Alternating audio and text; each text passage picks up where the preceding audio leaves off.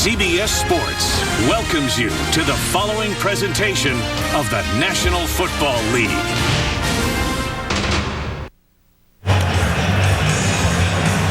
The temperature of 37, a wind chill of 27. Welcome to Chicago, everyone. We're getting ready to begin. The Bears have won the toss. They will defer, which means the Tennessee Titans will get their hands on the football first. Chris Carr is deep, second in the National Football League with that 28 yards per return average.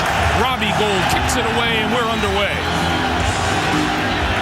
Carr on the run through 25. And outside and out of bounds at about the 35-yard line. Here comes Kerry Collins. In his third year in Tennessee, Collins finds himself the man in charge on offense. Not spectacular with 3 touchdown passes, but he does whatever the Titans need to win. We had a long talk with Kerry Collins about redemption and being born again, and he is just happy to be back in the saddle as a starting quarterback.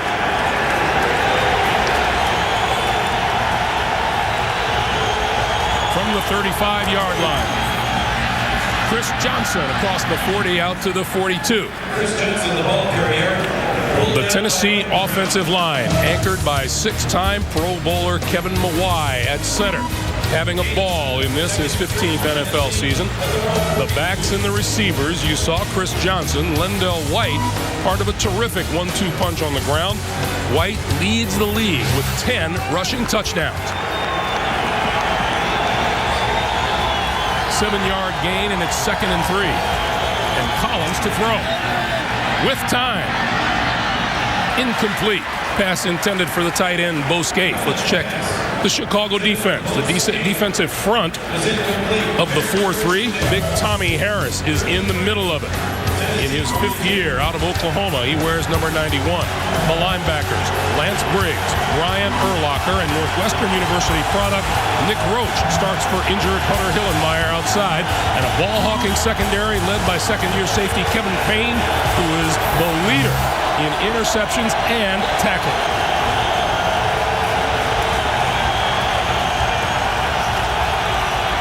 On 3rd and 3, the pass outside, and that's going to go nowhere. Brandon Jones with the catch, Corey Graham on the coverage. Well, the Chicago Bears, who won the toss, deferred, elected to play defense first, and it pays off as they force a 3 and out from the Tennessee Titans. And a dead play from the very beginning. Absolutely no place to go. Graham all over it. And now, can they get Devin Hester loose? 2 straight Pro Bowl appearances as a return man for Devin Hester, who will also start at wide receiver today. Craig Hentrick to punt. Now, Jeff Fisher said these punts are going out of bounds. Not this one. However, the fair catch is called for and made at the 25-yard line by Hester. And that's where the Bears and Rex Grossman will get underway. Orton's ankle has him sidelined. Rex Grossman, who came on in relief and won last week, gets the start today. And will his first pass of the day ever be important to him and his psyche for the rest of the afternoon?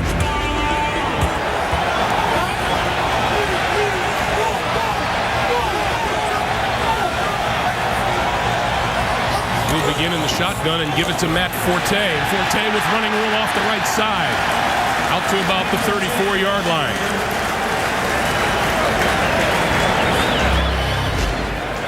Well, good look at it from behind right here out of the shotgun. Tennessee not ready for this, coming off the right side. And I just think this game sets up really well for the Bears in the one sense. The Tennessee Titans at 8-0, when you move into November, they are wearing the biggest bullseye. On 2nd and 1, this is Jason McKee, the fullback, and he has enough for a Chicago first down. Grossman's offensive line. The center is Olin Kreutz, who has spent all 11 of his NFL seasons here in Chicago. And the backs and the receivers, and Chicago has that exciting rookie running back, Matt Forte, who leads the Bears in rushing and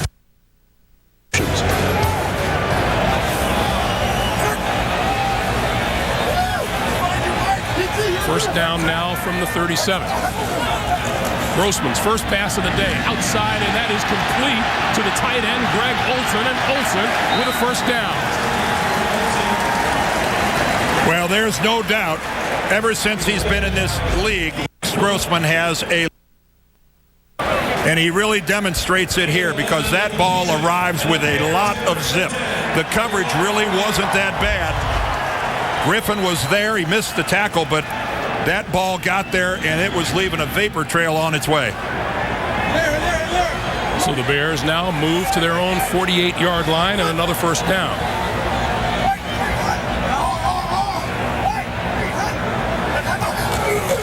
Grossman going to throw again on the slant. That's his man. That's complete to Rasheed Davis, and another first down. This one to the 37 of the Tennessee Titans. And we have a Titan down on the field. That looks like Ford. Jacob Ford, a defensive end. And Tennessee already thin at defensive end with Kyle Vanden Bosch inactive today because of a groin injury. Well, they're going to check Jacob Ford. We'll take our first time out of the day. At Southwest Airlines, we don't charge fees. On the first check bag,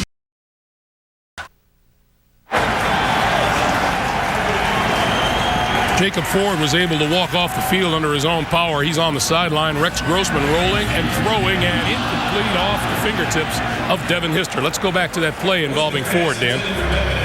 Well, Ford, here he is lined up down here at the bottom, and as he's going to go upfield, he's going to really elevate, but Matt Forte is going to take his legs out from under him right there, and wow, he comes down with almost all of his body weight right on his head, and you saw him grab for his back. That sent shockwaves all the way down his spinal column, and fortunately, it doesn't appear to be hurt. On 2nd and 10, this is Forte, and Forte stacked up at about the 35. Let's check the Titans' 4-3 defense. You'd be hard-pressed to find a D lineman playing better football these days than big Albert Hainsworth, number 92, in the middle of that line. The linebackers, David Thornton, Stephen Tulloch in the middle, and leading tackler Keith Bullock on the outside. 13 interceptions among these four in the secondary. Griffin and Finnegan have 4 each to tie for the NFL lead. Finnegan has returned 99 yards for a touchdown. Well, one of the reasons they have all those picks, Greg, is a ferocious pass rush. And Kyle Vanden Bosch, his absence today, that's got to hurt Tennessee. On 3rd and 8, Grossman throwing far side of the field. That's caught. Devin Hester with the grab and a first down. Good news all across the board for the Bears. Rex Grossman appears to be throwing the ball pretty well and getting Devin Hester involved in the offense as a wide receiver. Again, the arm strength of Grossman. That was basically a flick of the wrist on the move, and that is a well-thrown football. Kyle Orton with the beard looking on. He will not play today. First down now. 4 first downs in 7 tries from the line of scrimmage. Grossman pulled it down and threw it away. To where? Yeah, Titans want a flag. He was certainly in the pocket.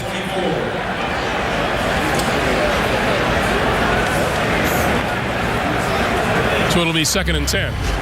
Well, let's watch Devin Hester here. There he is with Cortland Finnegan. Cortland Finnegan, I'm telling you something, this guy would mix it up with Hulk Hogan. He does not care. Well, Hulk is getting on in years. Well, yeah, but he's also pretty big. Finnegan is one of those guys, he just loves to crawl under the skin of the guy on the other side of the line. 9th play of this drive, 2nd and 10. Grossman with time outside, and that's picked off of the dirt by Greg Olsen.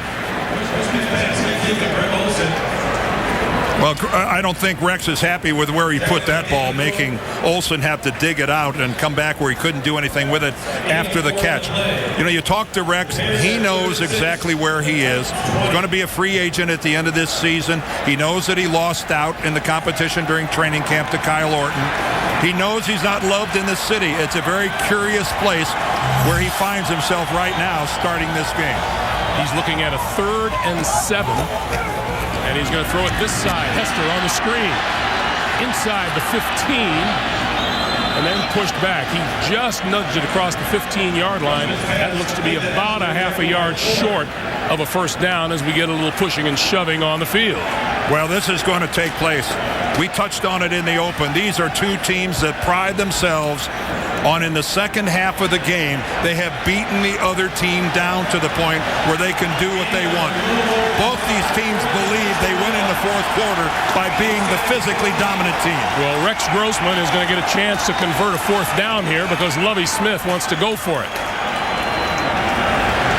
And the play clock is down to 6 to 5, 4. Will he get it off in time? Timeout is called. Grossman had no chance to get it off before the play clock expired. 8:25 to play in a scoreless first. The NFL on CBS is sponsored by Southwest Airlines. Low fares, no hidden fees. Comfort Suites Hotels. Get all the room you need to spread out and relax. Book now at choicehotels.com. And by the new AT&T. Your world delivered. Welcome back on 4th and 1. The give is to Forte, and Forte inside the 10. It'll be first and goal for the Bears. Extremely aggressive call by Lovie Smith in a game where you think field goals will really matter. On 4th and short, he decides to go for it, and his offensive line delivers. That is outstanding blocking up front. Yes, Forte gets credit for converting the first down, but the 5 guys up front made that happen. So first and goal for Chicago from the Tennessee 7. 12th play of this drive. This is McKee to the 5. And once again, Cortland Finnegan and Devin Hester are just doing one-on-one hand fighting. But it's no surprise. That's the way Tennessee plays defense. That's the way Chicago plays defense. And again, this Tennessee team, so comfortable on the road. They have the confidence of knowing they've got an exemplary road record. They don't care where they play. They think they're good enough to win. Obviously, 8-0 might breed a little confidence. The Bears' red zone record. Quick pass on the slant. Finnegan got a hand in there and broke it up. Well, Finnegan had everything in there.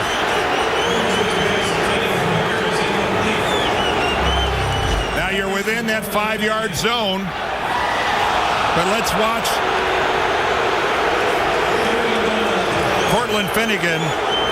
Could have drawn a flag. Let's take another look at it from here, working against Marty Booker. But again, he did have the left arm there, but he didn't yank him.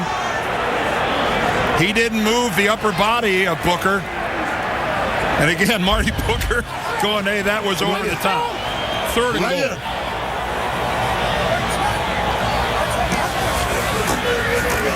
Grossman pulls it down, now throws outside, touchdown.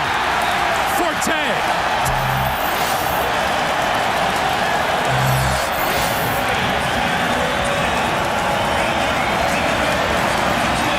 Is a matchup that Chicago was looking for. We talked about Forte being the Bears' leading receiver. The matchup they wanted was him working. Take a look down here at the bottom. He's going to be working against Keith Bullock. Bullock was questionable coming into this game. He's got a rib injury. You know, his mobility is probably going to be reduced a little bit. He couldn't stay up with the rookie. Robbie Gould's kick is good. The Bears go 75 yards in 14 plays. Grossman to Forte for the touchdown and a 7-0 lead. Indianapolis is the only other team that has been able to put a first quarter touchdown on the board against this Tennessee team. The Bears do it. Grossman to Forte, 5 yards and a 7-0 lead. Right about now, Lovie Smith is the smartest guy in the building. Wins a toss, defers, lets Tennessee have the ball, puts his defense out there. They force a 3 and out. They get the ball back. He has a 4th down situation where he could have kicked a field goal. Goes for it. Forte converts. Pretty much an awesome start to this game for the Chicago Bears. And for the second time, the wind has blown the ball off the tee. So Daniel Manning will come on and hold it for goal. There's Jeff Fisher, the fine head coach of the Tennessee Titans. We asked Jeff last night about 8-0, and he shocked us. Said this franchise had never been 4-0 before this season. We were all surprised to hear that stat. 3-0 was the best they'd ever done, all the way back to the Houston Oilers. And Carr is going to let this one go into and through the end zone for the touchback. When we come back, it'll be Kerry Collins and the Tennessee offense from its own 20-yard line. We're out here racing luxury trucks. I mean, I can't think of a better word, but... And by the all-new Dodge Ram. Never back down from a challenge.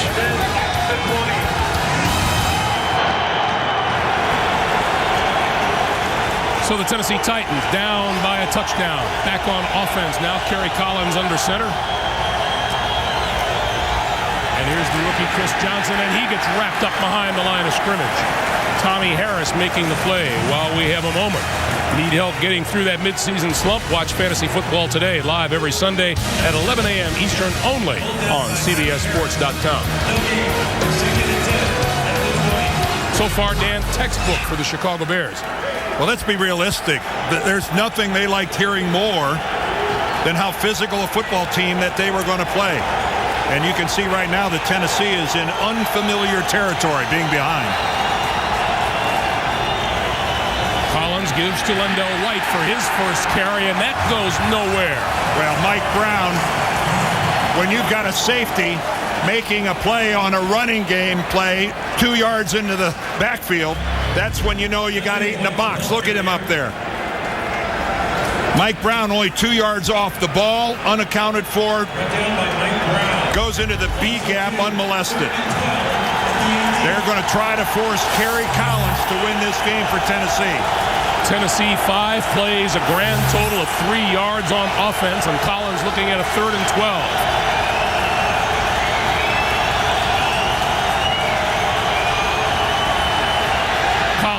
Right up the middle, has his man across the 40, and that is Brandon Jones, and that's enough for a Tennessee first down.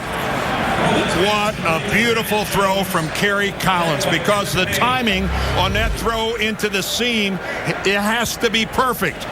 Beyond the linebacker, in front of the DB, take a look at that. Not only does it have to be accurate, but it has to be right on time, because that window of opportunity is so shallow. And we get a timeout called by the Bears on defense. They use their second timeout here in the first half with 5:14 to play in the first quarter. CBS Thursday. You're watching the NFL on CBS.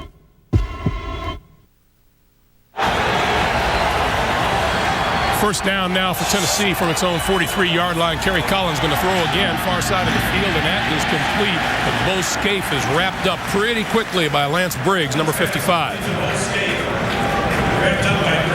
It's a couple times now that Kerry Collins has tried to do the short dump off after going through his progression, and the Bears have been sitting all over it. Again, no opportunity there at all. Lance Briggs shut it down completely. The success they've had has been downfield.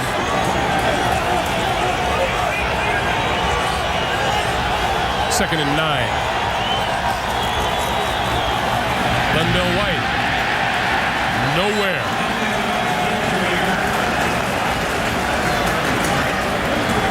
Well, it looked like Lendell was going parallel to the line and then made an attempt to turn upfield and lost his footing. The stretch play, you can see how far Collins had to go. Tries to plant the right foot and never got his cleats in the ground. He threw that foot out there and got nothing but the outside of his shoe. That's Lendell's fault. That's not the field, I don't think, there. You got to keep your feet underneath you a little more than that. 3rd and 10.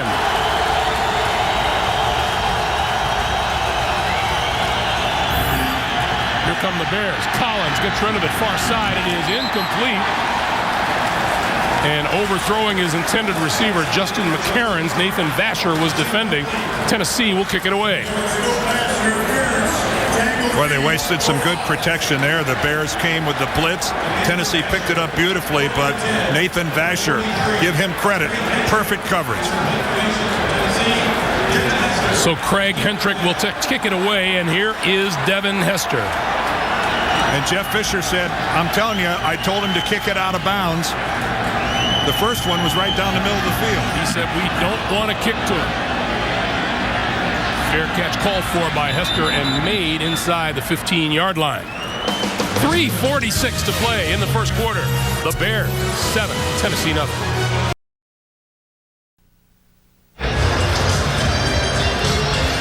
.346 to play in the first quarter. The Bears back on offense at their own 14-yard line, and we talked about this start for the Bears, and you couldn't ask Dan for a better one from Rex Grossman so far. 6 out of 9 for 51 yards and the 5-yard touchdown pass. I don't think this crowd will ever love Rex, but right now it might be a strong case of like. That might be the best he can do here.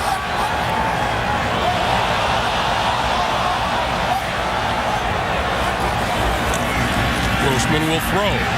This side and is out of bounds, intended for Marty Booker. Let's go back to that touchdown drive.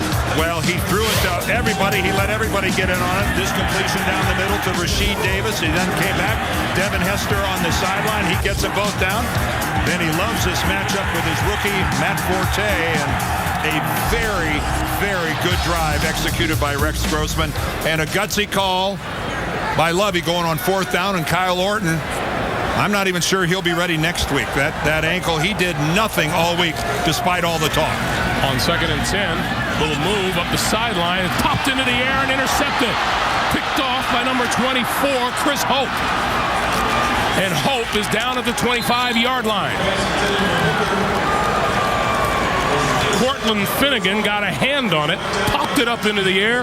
Hope came down with his 4th interception of the year. And the strong case of like is probably over now. Rex threw into cover. And again, it's Cortland Finnegan who just is playing corner as well as anybody can play it.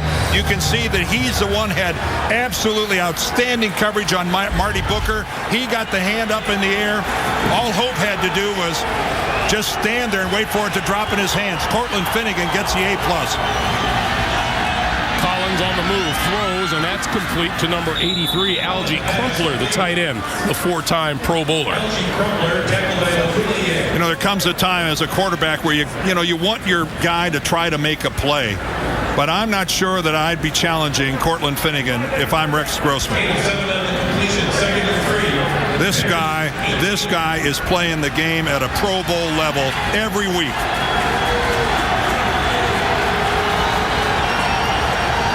Second and 3 from the 18. Collins, pump fake, throwing, far side of the field. It is intercepted in the end zone. There's a penalty marker down.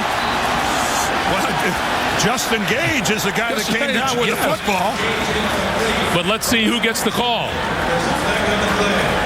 Charles Tillman and Justin Gage were fighting. Pass interference offense, number 12. 10-yard penalty. Repeat second down. It is on Gage. Well, there has been contact all over the place, working against Tillman. Oh, yeah, you can see right there. You can try to go over the top and make the play, but before you do that, you can't grab him with both hands and turn him sideways.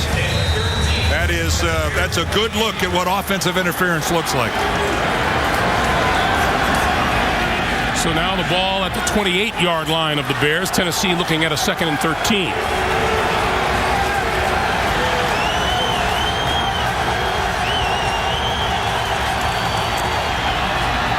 Collins, good time, throws, and that one's complete inside the 10 to about the 7. Algie Crumpler. Let's get our first NFL Today update from James Brown. JB. Greg and Dan, after a Gus Frerotte pick, Aaron Rodgers, pitching hitter Ryan Grant, who capitalizes on the turnover with that 1-yard run, 6 plays, 48 yards, all tied at 7. Greg and Dan.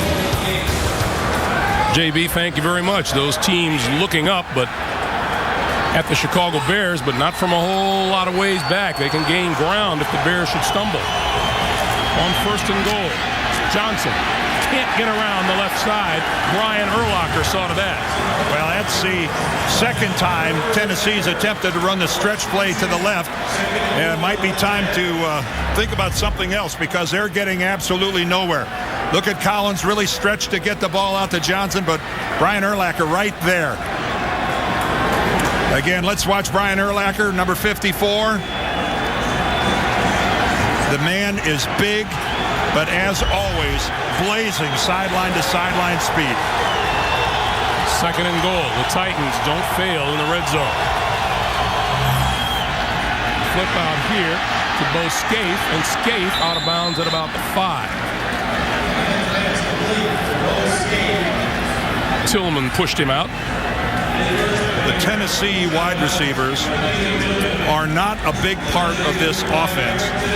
The tight end, specifically Bo Scaife, and as we saw getting this first down, Algie Crumpler really play a huge part in the receiving game for Kerry Collins. Check that out. Not a 100-yard game this year by a wideout. Only 4 touchdown passes on the year for these Titans. 3rd and goal. Collins throwing outside and being pushed out of bounds. Short of the goal line is Scaife. Boy, Mike Brown, he was right there, and he kept Scaife from getting into the end zone. And now Jeff Fisher has a decision. He'll go for it. In motion, this is so hard to cover a guy who's got that running head start. And what a catch by Scaife with a ball back behind him. He thought Scaife was able to reach the ball across the plane. It is 4th and goal, inches away. 3 tight ends in for the Titans. The fullback lost the football, and the Bears recovered it.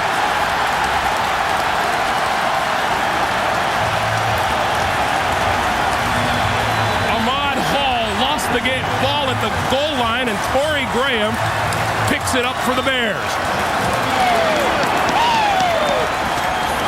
Well, the good news for Ahmad Hall is he ended up in the end zone. It's just that it was without the football. And you notice it wasn't even a hit. He lost the handle on the handoff. Never got it from Kerry Collins, even though Collins put it right in the middle. And without contact, the ball bounces off his thigh pad. Ooh, how frustrating must that be? From the 2-yard line, this is Forte. And Forte has stood up right at the line of scrimmage. First time Tennessee has turned the ball over in the last 16 quarters, but turnovers are a specialty by the Chicago Bears. That is the 8th fumble recovery of the year for the Chicago defense, and they've picked off 12 passes. Came into this game at a +10, the best in the league. Very uncharacteristic. And of all places, right on the goal line. We're coming to the end of the first quarter with the score. Chicago 7, Tennessee nothing. We're back after this. You're watching the NFL on CBS.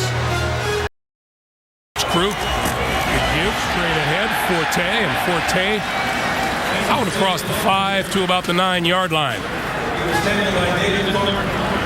Ahmad Hall still contemplating that lost football at the goal line. Greg, everybody knows how the corners of Tennessee really love to sit on patterns. Here you are with a 3rd and 3. What a great opportunity for a double move if Ron Turner felt like dialing one up.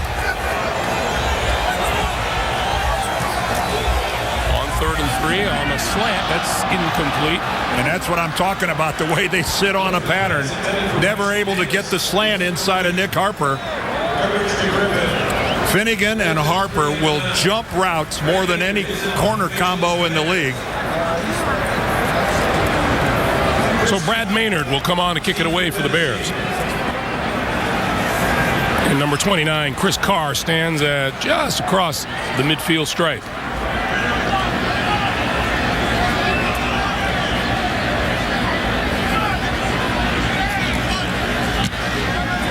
Goal line, low driving kick, bounces at midfield and will come to rest right on the other side of the 50-yard line.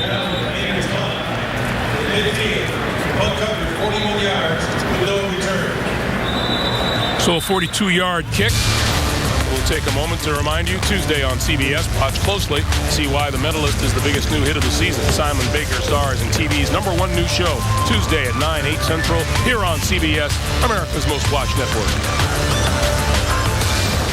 We have a penalty marker on the play. Ed Hockley is our referee today. Illegal touching of the kick by the kicking team number 21 was out of bounds, and Ren was the first to touch the ball after coming inbounds. That 5-yard penalty will be enforced from the dead ball spot. First down. Well explained by Ed. Corey Graham, the guilty party. The worst part of it is the ball didn't need to be touched at all because the Titans elected not to field it, so the ball was just going to be blown dead whether a Bear touched it or not. The worst part of that penalty, Dan, is you know more than anyone else that you were out of bounds. Yep. So now from the 46, Kerry Collins going to throw. And that is behind his intended receiver, Justin Gage, who slipped and fell to the turf.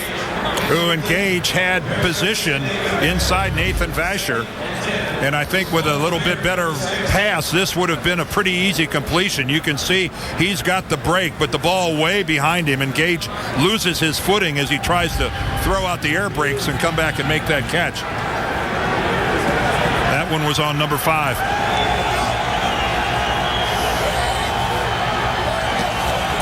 On 2nd and 10, this is the rookie Chris Johnson breaking a tackle at the line of scrimmage and inside the 45 to about the 44-yard line. Ooh, and Mike Brown came up and made a good play on Johnson because this kid is electric.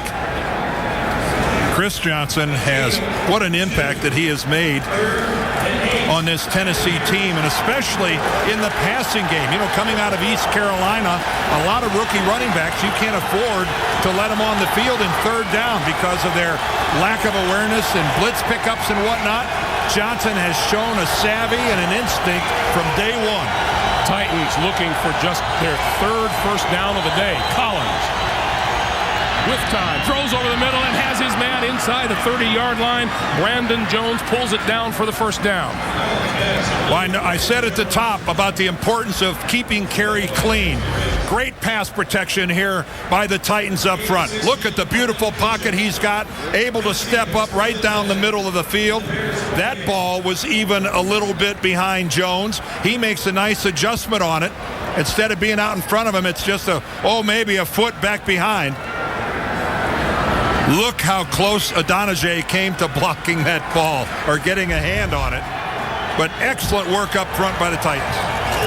Now on first down. Look out. Mike Brown once again from his safety position. Up on the line. I think Tennessee needs to figure out that on early downs that Mike Brown is going to be on their side of the football. You don't have a safety accounted for in run blocking. And if he's going to be on the line of scrimmage like Mike Brown is for the Bears, this is going to happen on a repeated basis. Mike Heimerdinger is going to have to start airing the ball out a little bit on first down to get Mike Brown away from the line of scrimmage. 2nd and 17. Short drop. Collins throws the slant, and that's incomplete. It'll be 3rd and 17. He put that ball right on Justin McCarron's, but he couldn't hold on to it in between 2 tacklers. And this is an ugly down. 3rd and 17.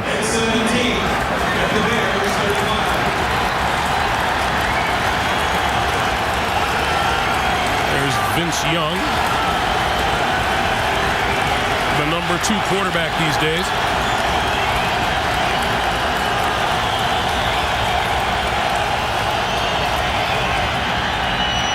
Collins going deep down the sideline. It is incomplete.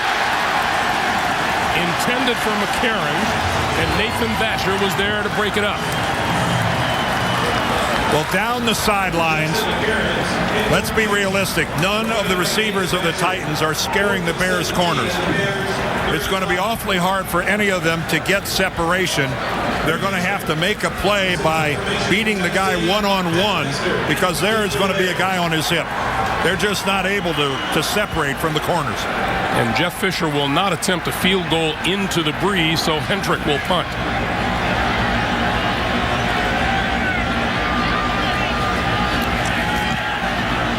Got it away, put it up high. Penalty marker is down, and this bounces inside the 10 and will be downed inside the 10. But Ed Hockley threw the flag. Inside the 10, there's a flag on the play.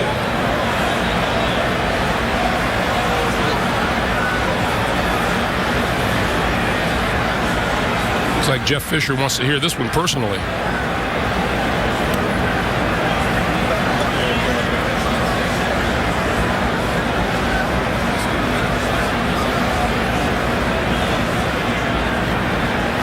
Running into the kicker, it was a 5-yard penalty only.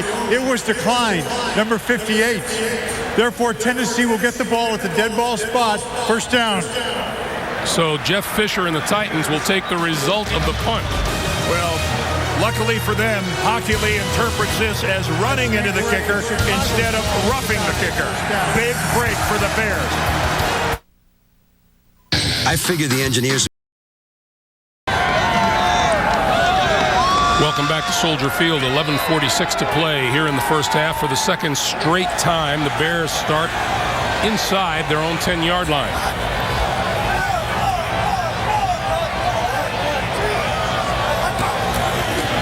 This is Forte, straight ahead, out across the 10 to about the 11.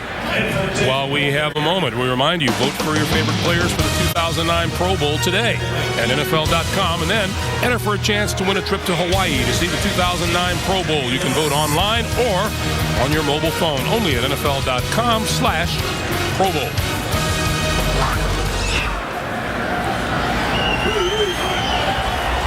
Second and 8 for Grossman and the Bears. Throws it out here, and it's incomplete. And I actually think that was just a throwaway from Rex Grossman. Marty Booker was covered, and why take the chance? Even if he'd been able to somehow make a great catch, it wouldn't have gone for any gain. That's not the kind of throw I think that Rex Grossman should be punished by the crowd. But they will. Of course they will. Boy, that -4 for Tennessee, that's stunning. Grossman, 4 straight incompletions. Now looking at third down and throws it right over the middle, and Forte gets stuck by David Thornton. Well, they tried to set up a middle screen, which you don't see very often. It can either be a big bust or a big play. It's rarely one of those that is somewhere in between. But that's what they got set up right there. And yes, you had 3 Bear linemen right there, but David Thornton just all over it. He read it perfectly. Of course, he had Matt Forte all the way. Jim Schwartz, rather, for the Titans called an excellent defense there. So Maynard to kick. And this is Chris Carr to the 40. Breaking free, near sideline, 25 and out of bounds, just short of the 20-yard line. A fine return by Chris Carr, who was a game-time decision for Jeff Fisher. 30-yard return and sets up the Titans deep in Chicago territory. Again, look, he almost dropped it. He had problems covering the ball up initially, and then it wasn't the blocking out in front. He just made Bears miss him. He just made time after time a Chicago guy had a good look at him, and Carr makes a miss. That was all by his lonesome. Lendell White in the backfield, first down Tennessee. Collins dropped the ball, and he falls on it at the 25. Well, right now, the Chicago defense has Tennessee totally disrupted on first down. Mike Brown has been in the backfield. Again, look at him up there crowding the line of scrimmage. Mike Brown was off right tackle, and Kerry Collins just bobbled the snap. But again, I think that's a result of how Chicago has been so dominant here on first down. Second and 13. Here they are again. Collins. Oh, what a throw. Inside the 15-yard line, and that is complete to Brandon Jones. who's having himself a pretty good day catching the football. And Greg, did you notice again how well this blitz is picked up by Tennessee? This might be the best offensive line in football, and they get in there. Chris Johnson lends a hand, but they give Kerry Collins a look downfield. You could see the Tillman right there was thinking about coming off on Bo Scaife and not able to react in time out to Jones. First down just outside the 10-yard line. This is Lendell White, and he's going nowhere. Lance Briggs, the first to hit him. Well, Tennessee, they're going to keep running it on first down. And apparently Chicago is going to keep stuffing them on first down. That's their season average, 149 yards a game, the third best rushing attack in football that needs a decent run to get to even.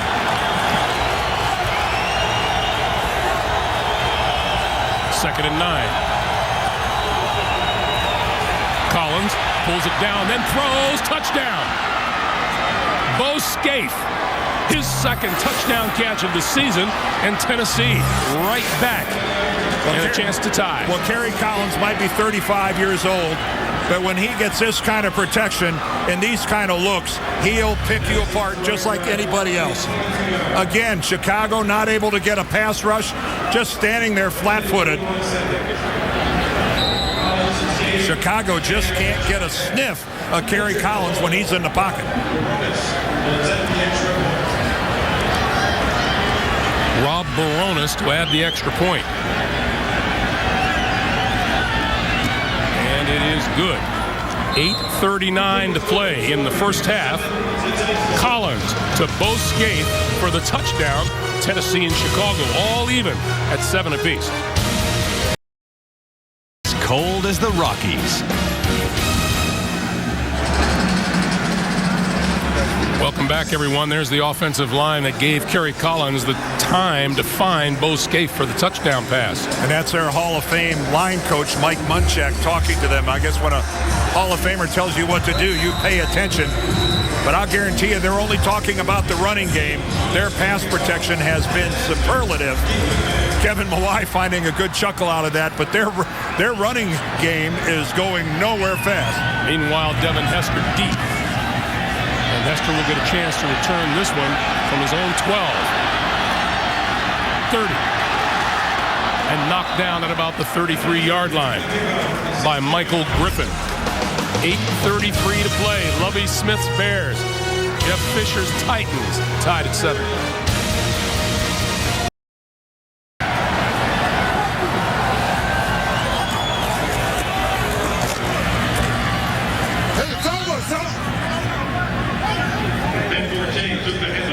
As we come back to the action, Forte with the carry.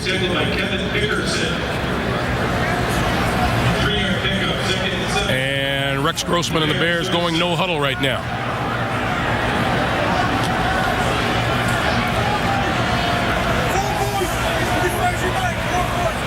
So Grossman takes a look around on 2nd and 7. And this time he finds running room on the right side, out to midfield and a first down. Boy, there is so much to like about Matt Forte. When you're a rookie and you're leading your team in rushing and receiving, that's quite an accomplishment. But again, that was good work up front. Roberto Garza, John Tate on the right side gave him a really nice crease, and he took advantage. 8 carries for 45 yards. Grossman going to take it to the air. Now batted up into the air and pulled down by a Bear teammate. Forte was there to pick it down. Tony Brown got a paw on it and batted it up. Now, if you're a lineman, why is it always a paw? If that was a back, he'd have got a hand on it, but lineman, it's a paw. You prefer a maw? He got it. This is Forte again, left side. To the Tennessee 41. And it'll be 3rd and 2. Well, these are two franchises so similar in their approach to the game. Built on defense, game.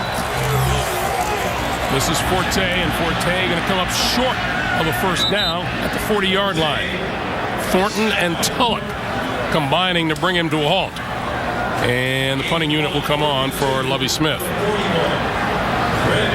The difference is Chicago has shown the ability to run the ball somewhat, not gangbusters, but at least be credible in their running game. The Titans are being totally snuffed out by Chicago's defense. After getting off to a pretty good offensive start, this will be the third straight time the Bears have had to punt.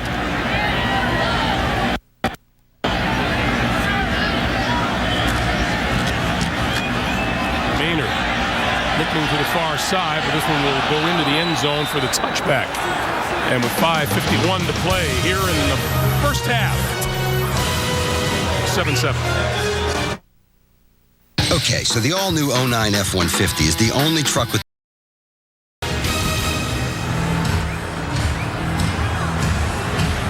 Back at Soldier Field, 5:51 to play here in the first half. It has not been a typical rushing football game for the Tennessee Titans, Dan. The Bears are winning the battle at the line of scrimmage when it comes to the run. Offensively, the Titans are winning the battle at the line of scrimmage when it comes to protecting Kerry Collins. Mike Brown has been all over the Tennessee running game.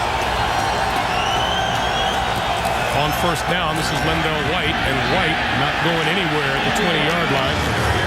Wally Ogunleye, Lance Briggs with the stop. You know, we're talking with Lovie Smith on Friday. It was interesting. You asked him if he's looking forward to playing an 8-0 team.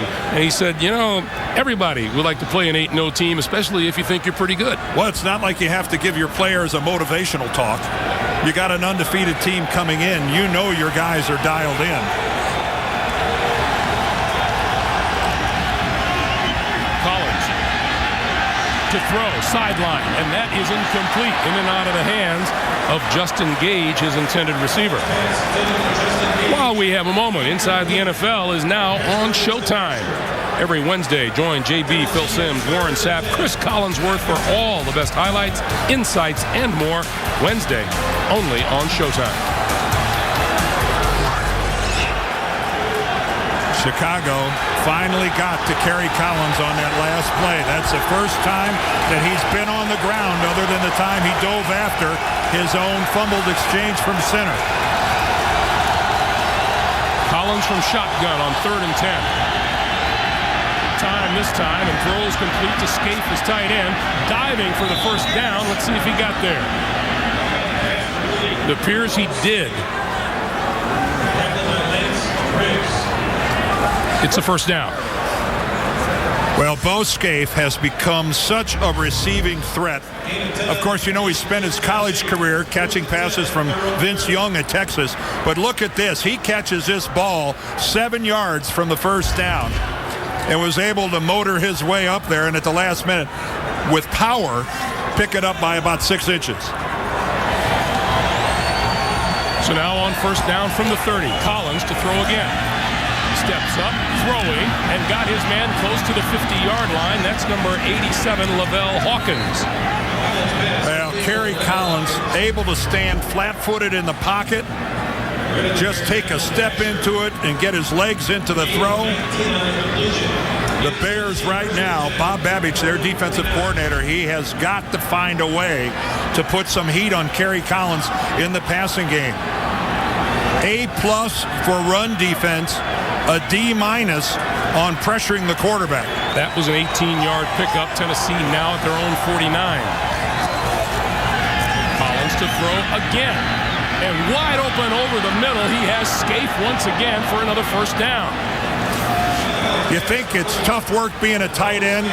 Not only does he get the privilege of catching a pass that's back behind him, he gets sandwiched between two Bears, and then Brian Urlacher comes in and finishes him off.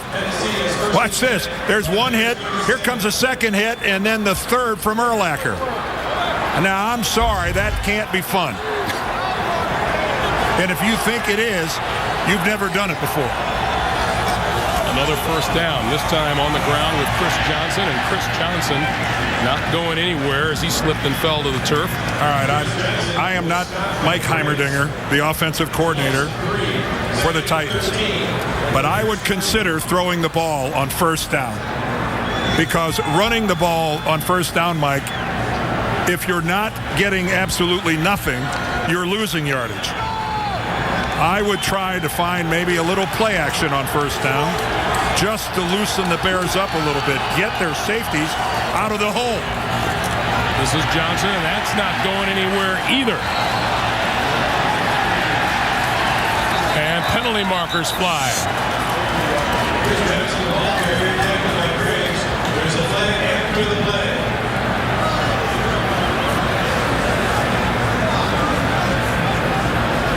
After the play was over, a personal foul, unnecessary roughness, offense number 76. 15-yard penalty. The down counts. It's third down. That call goes against the right tackle, David Stewart.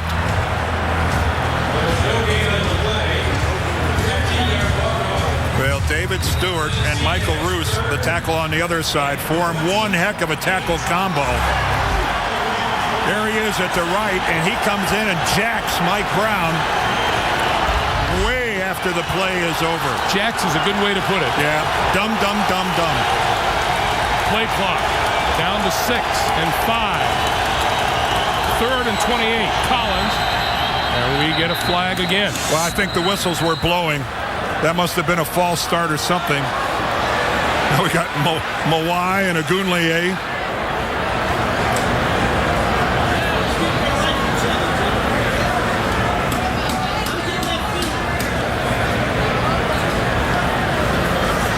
Before the ball was snapped, there was a timeout, Tennessee.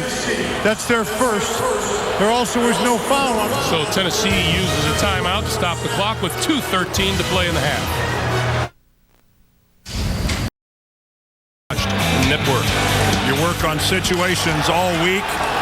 You don't spend a lot of time on 3rd and 28. What Collins is looking at now from his own 45-yard line. Here come the Bears. Collins with protection over the middle, and that's Brandon Jones again, but that'll be well short of a first down. No, but good positive yardage that will put Tennessee in a position to pin the Bears deep with a decent punt. 2 minutes to play here at Soldier Field. We'll be right back. And highlights on the Sprint halftime report. Hendrick will no doubt try to kick it away from Devin Hester. Lofts it high in the air, trying to put it down inside the 5, and he will. That's perfection. Michael Griffin was there to corral the football. Well, these three franchises, they always seem to play their games pretty close. The last three, this was Eric Kramer against the old Houston Oilers. That was a 35-32 Bears win, and Jeff Yeager kicked a field goal to give the Bears a 23-20 to win back in 1998. And then in 04, it was a safety.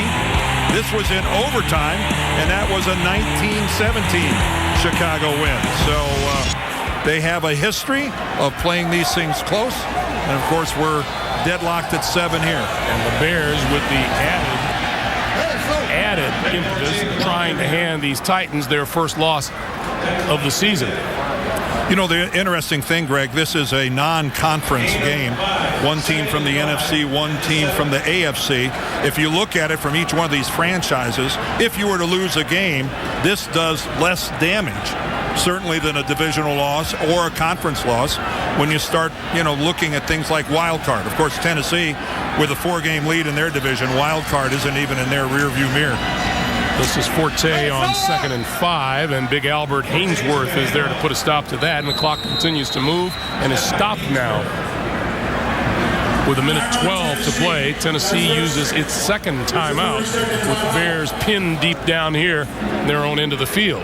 Not every day a defensive tackle finds himself on the cover of a national magazine, but Albert, of course, a glamour boy, made the cover of Sports Illustrated. I thought Keith Bullock had a great line. He said, "I'm glad he's on the cover as long as it wasn't the swimsuit issue."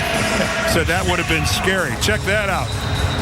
Well, Albert credits his improved play to improved workouts, and he also may have had the line of the year, Dan, when he said, "I almost had abs." He's almost being the operative word there for a defensive lineman. That'll get you thrown out of the defensive locker room area if you actually had abs. That's just not cool. Not cool at all. Also paid Matt Forte a compliment, saying he doesn't look or play like a rookie. And we get a flag before this play gets underway. False start offense, number 86. 5-yard penalty. The clock should read 1:12. 1:12 on the clock. That call is on Marty Booker. Thank you.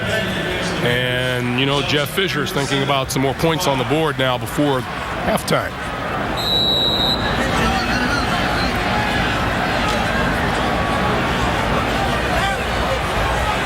This is where the bad Rex cannot make an appearance.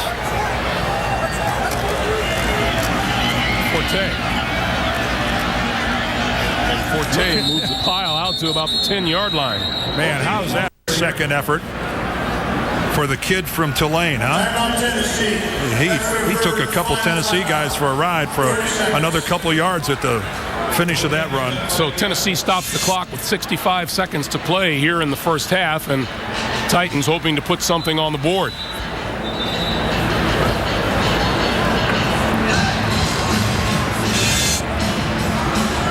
That's pretty astonishing when you look at it.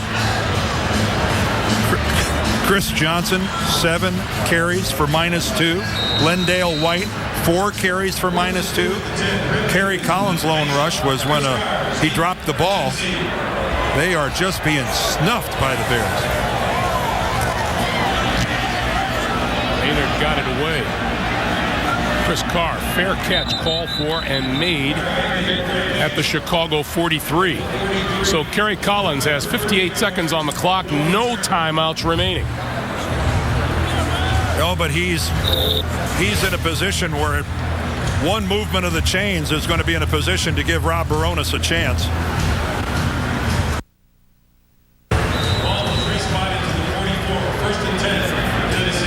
There is Baronis. Maybe in this situation, Greg, we might actually see a pass on first down.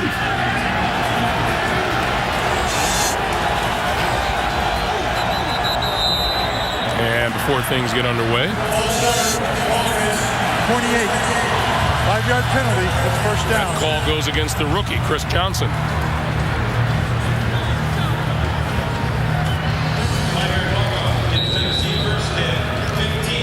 I doubt anybody in that huddle is chewing him out too much, but you don't like to see a running back get a false start.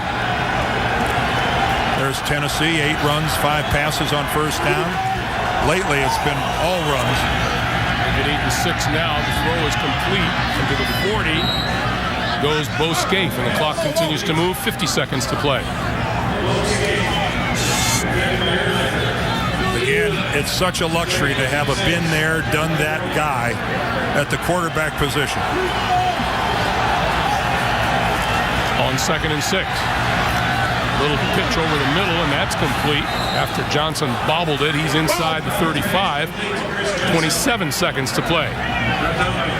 He's telling everybody he's just going to spike it and stop it. And he does with 21 seconds to go. A lot of finger pointing going on now.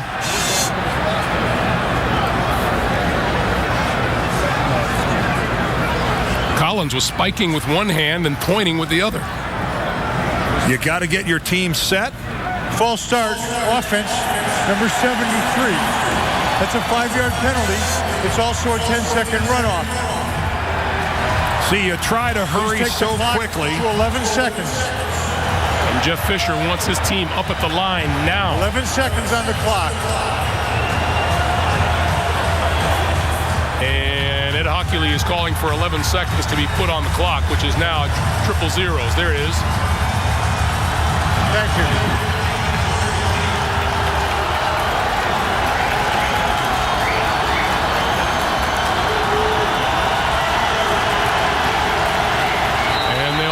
Clock now. Collins throwing this side of the field. That's complete and out of bounds just short of the 30-yard line is Justin Gage, and that will give Barones a shot at 3 points. I think everybody in the world knew this was going to be an out pattern. Without a timeout, you had to get to the sidelines to stop the clock, and Nathan Vasher giving a really big, comfortable cushion on that side of the field. So Barones, who has hit from 60, 49 yards twice this year, will try another 49-yarder right now.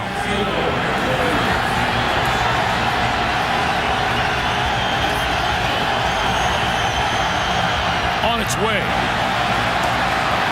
Short.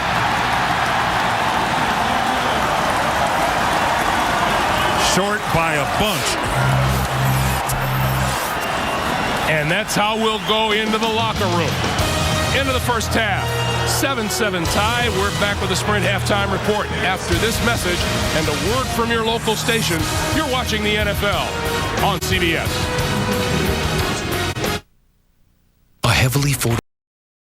Welcome back to Soldier Field in Chicago, everyone. Tennessee and the Bears tied at 7. Greg Gumbel along with Dan Deerdorf once again. Every football game has an element of surprise somewhere. Who would have thought that the Tennessee Titans would have trouble running the football, even against a stout defense like the Bears? Well, yeah, I don't think anybody thought they were going to run over the Bears, but to not get anything, yes, that's a surprise. The Bears have defended the run pretty well all year. This is exceptional. And we knew that this was going to be a very physical game. We talked about it early on, how this was going to be won or lost at the line of scrimmage, and that's exactly what has been happening. The Bears defense will not allow the running game of the Titans to go anywhere. They fumble the ball at the 6-inch line. That would have given them a touchdown lead, and there has been pushing, shoving, jawing. This has been everything we expected it to be, and being 7-7 at halftime, no surprise. And once again, coming to you in high definition, the Tennessee Titans -5 yards rushing on the day so far. And there is Devin Hester. And it looks like a light rain is starting to fall.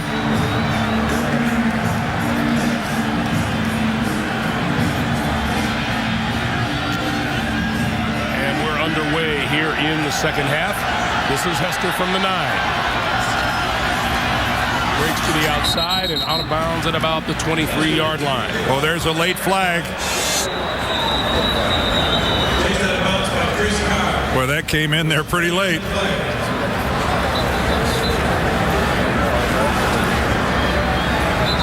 I think it's fair to say that this has been a little during bit the return, holding by the receiving team number 25.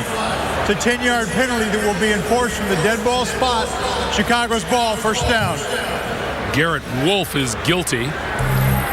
And Rex Grossman back onto the field is 8 of 15, 52 yards, a touchdown, and an interception. And he hasn't exactly lit it up, but he hasn't been that Rex to the point where the fans have gotten on him quite yet. That pass is complete and out of bounds at about the 20-yard line. Desmond Clark, the tight end. Here are the halftime numbers, and again, you can see this, when there's a minus sign in front of a running attack, for anybody, it's horrible. For Tennessee, it's nearly unthinkable, but they've offset that by a very effective passing game. Kerry Collins has had lots of time. Grossman throwing that one behind Rasheed Davis. That was way behind him, Greg. You're right. Again, that with a better pass, that could have been a completion. Davis had established the inside position. Rex got a good pocket. He's wide open. He's well out in front of Eric King, and that should have been a completion. So it's 3rd and 5 now. Grossman again. And this one is batted down over the middle by David Thornton. And here comes a little crowd reaction. Well, Kyle Orton, the normal starting quarterback, he is designated today as the 3rd quarterback with that ankle sprain. I can't envision any scenario where he would find himself on the field. I don't think he's able to protect himself. I don't even think his helmet is out on the field with him, Dan. Well, we watched practice on Friday. He did nothing. He came out for warm-ups today with a stocking cap on. You're right. He may not even have a helmet out here. Chris Carr standing back at his own 40 for the kick coming from Maynard. Carr will get a chance to return this one. Dances his way forward to about the 44-yard line.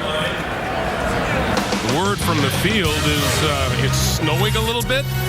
We'll take a timeout. NFL's consent is prohibited. Back on first down, Kerry Collins to throw far side of the field, and that is complete. And reaching for the first down is Brandon Jones, who is having a fine day catching the football for the Tennessee Titans. And a good job of dialing up a pass on first down. There you see Kerry Collins. He has enjoyed outstanding pass protection during the first half. He saw it again on that play right there. His offensive line is allowing him to stand back in that pocket, unmolested, scan the field, check down, and deliver. And Collins to throw again on first down. Titans seem to have learned a lesson over the middle, and that's complete inside the 30-yard line to Justin Gage. Well, did you see that, Greg? There were 8 Chicago Bears right there on the line of scrimmage. Why try to run into that? That's exactly what you do. I mean, take a look at this. 1, 2, 3, 4, 5, 6, 7, 8. There they are. That's an automatic. Air it out. On first down, fake punt, little flip to the tight end. Bo Scaife, and Scaife is out of bounds. Well, inside the Chicago 20-yard line. All right, kudos here now to Mike Heimerdinger for coming out and realizing what's the use of running the ball for negative yardage. Let's go to the air. Show that stretch play, peel out to the backside, and you can see the room that the Tennessee receivers are finding in the Chicago secondary. You saw the numbers on Kerry Collins. He's up to 217 yards throwing today. Don't fight the battle you can't win running into 8 guys all the time. You notice now there's only 7 up there. So they'll give it to Chris Johnson, the rookie. And he spins down to about the 16-yard line. Tell you one thing I like about both Matt Forte and Chris Johnson, the way they practice ball security. You notice that, Greg, the way they cover up with the ball? That ball is rarely ever not tucked tightly up against their rib cage. A lot of times, rookie running backs get a little loose with the football. Tennessee, minus 2 yards rushing for the day. A little one-dimensional, but 217 through the air. That is out of character. On 2nd and 7, Collins going to throw it. Looking right, throwing right, and that's complete inside the 15 to Scaife. And, you know, even when Tennessee completes a pass to the outside part of the field, chance it's going to be to one of their tight ends. They are really a wide receiver challenged passing offense. 3rd and 3, and a look at Bo Scaife. 9 catches, 68 yards, and on this drive, Collins is a perfect 4 out of 4 for 42 yards. 3rd and 3.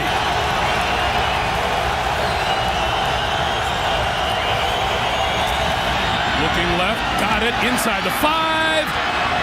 Touchdown. To a wide receiver. How about that? Justin Gage gets the inside on Nathan Vasher and gets 6. Kerry Collins, he identified that single coverage there to the outside. And Nathan Vasher with no help back to the inside. Again, a ball a little bit behind. Nice job by Justin Gage of going back to his back hip to catch that pass. Tough to defend the slant without that help to the inside. And that time Vasher gave it away, gave that inside completely away. The extra point is good, and this Tennessee Titans team, which makes its reputation running the football, is finding another way. For the second time, they go through the air, and they lead it 14-7.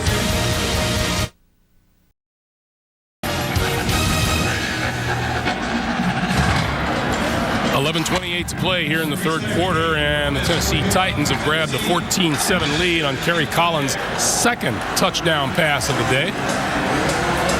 And Devin Hester. Everyone wondering just when will Hester break out of his return slump. He returned 6 kicks for touchdowns last year Hasn't done it yet this season. Hester, a couple of yards deep in the end zone, and here he comes. To the 10. And running out of room and is out of bounds at about the 17. And back onto the field comes Rex Grossman in the Chicago offense. 11:20 to play. Third quarter.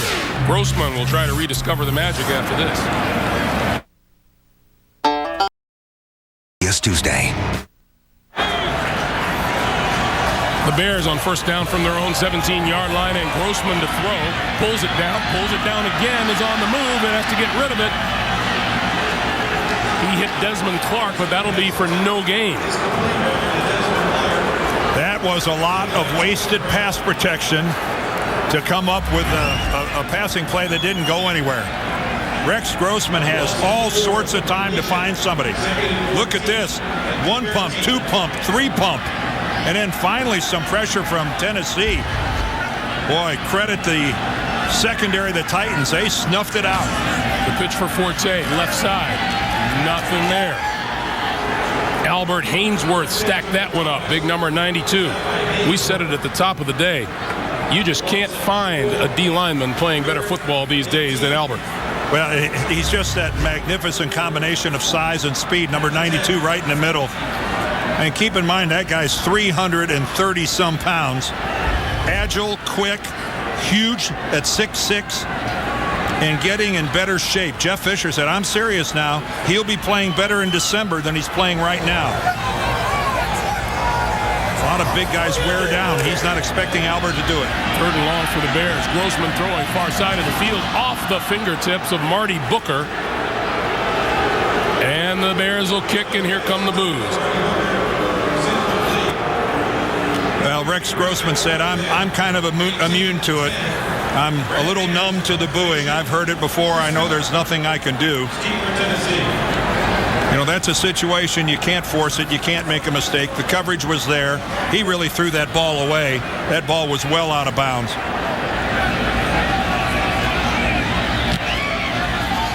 Chris Carr looking for a return. He won't get the chance. It bounces out of bounds short of midfield. 9:52 to play. Third quarter. We're not going anywhere just yet. There's a penalty marker on the play. So we'll get a ruling from Ed Hockley first. Ed Hockley talking it over with his umpire, Chad Brown. During the kick, holding by the receiving team number 52. A 10-yard penalty is enforced from the end of the kick where it was caught. 10 yards. Tennessee keeps the ball. First down. Thank you, Ed. Now we'll take our timeout. 9:52 to play. Third quarter.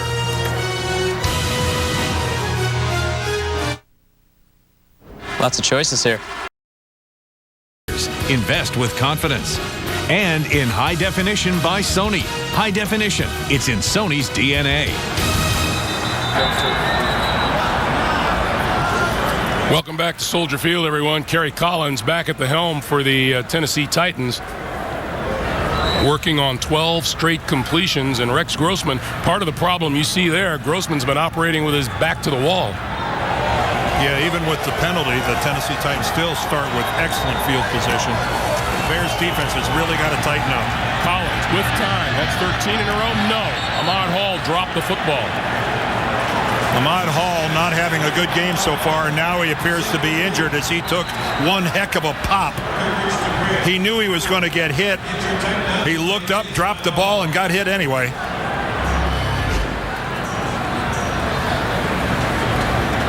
Kerry Collins with all sorts of time. And gets hit right in the between the shoulder and the neck. Lance Briggs, and what you hate to see, you don't want to see a player's head go down before impact. That is when you are really vulnerable. You want the head to be up. That time, Hall's head clearly down before the hit from Briggs. Talk about a wake-up. Hall was able to come off the field under his own power, being looked at on the sideline. Meanwhile, it's 2nd and 10 for Collins and the Titan offense.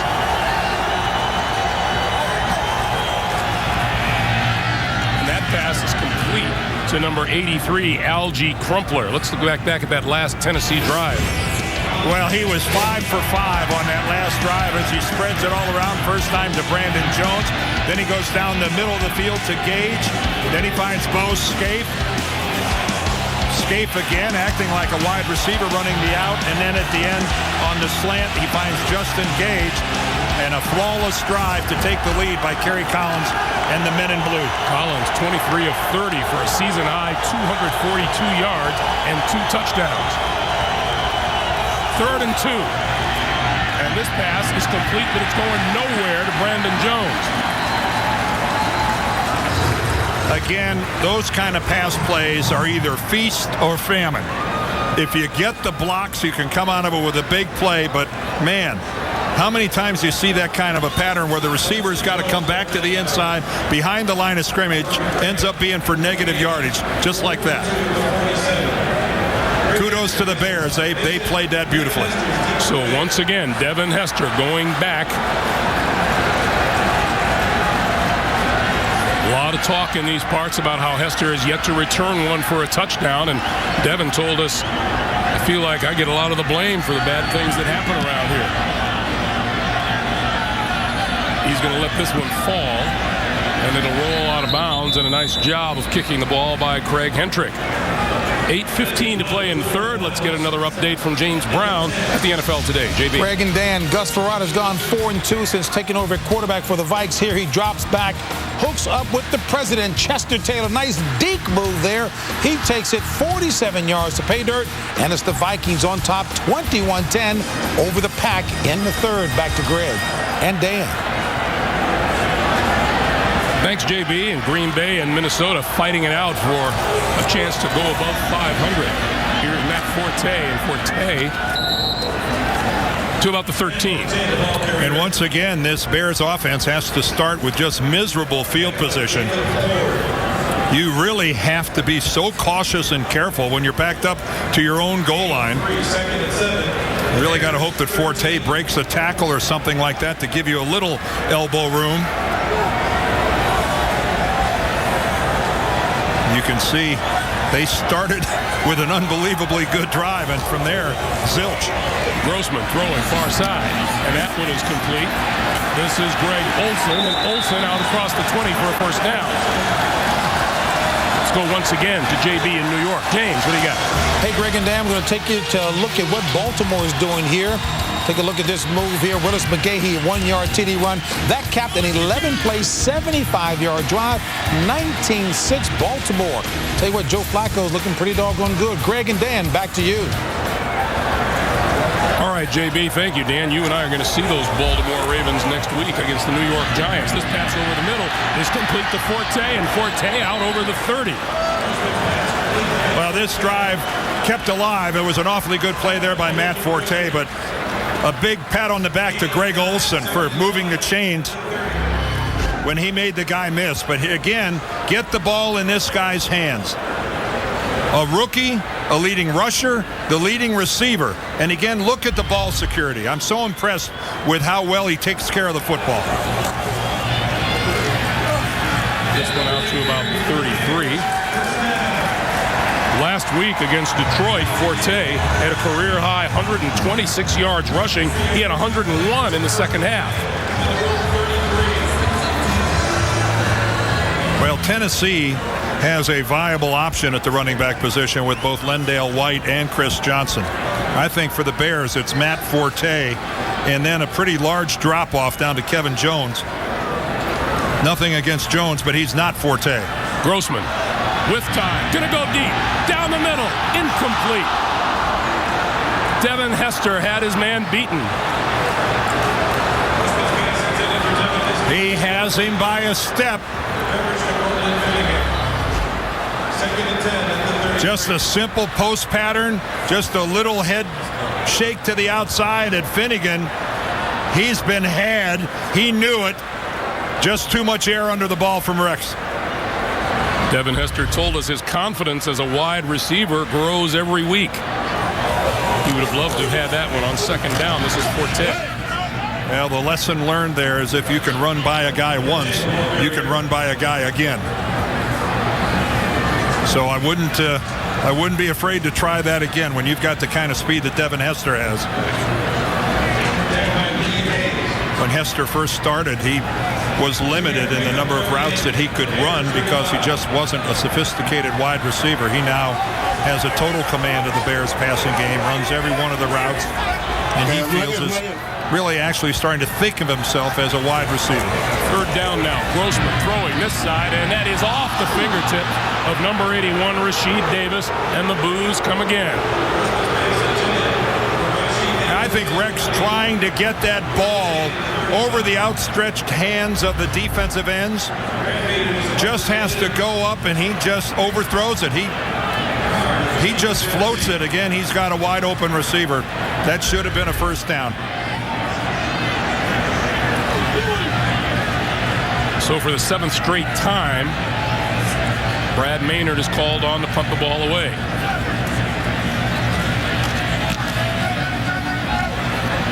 This is Chris Carr. He is down at the 36-yard line.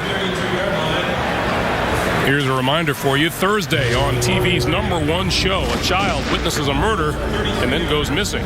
It's an all-new CSI Thursday at 9, 8 Central here on CBS, America's Most Watched Network. Again, the Bears had to start at their 10-yard line. Here we have now the Tennessee Titans starting at the 37. I mean, it's that kind of field position superiority. I'm surprised it's only a 7-point game. Remember the fumble at the 6-inch line, or it would be 21-7. That pass is tipped at the line of scrimmage and falls incomplete. Marcus Harrison was in on Kerry Collins, and now it can't come as a surprise to the Chicago Bears that Collins is going to come out throwing on first down. And second and third. Well, it's all that's working for them. Don't be butting your head up against the immovable object, but try to get the ball to Chris Johnson, maybe with short screens, flares. Try to get the ball in his hands any way you can. This is Johnson, and he's wrapped up by Alex Brown. And now we're seeing some life out of the Chicago defense. They came out at halftime, and that drive Tennessee put together didn't look like they were really playing with a lot of energy, but right now they got their mojo moving here a little bit. Tennessee minus 6 yards rushing on the day. 3rd and 13.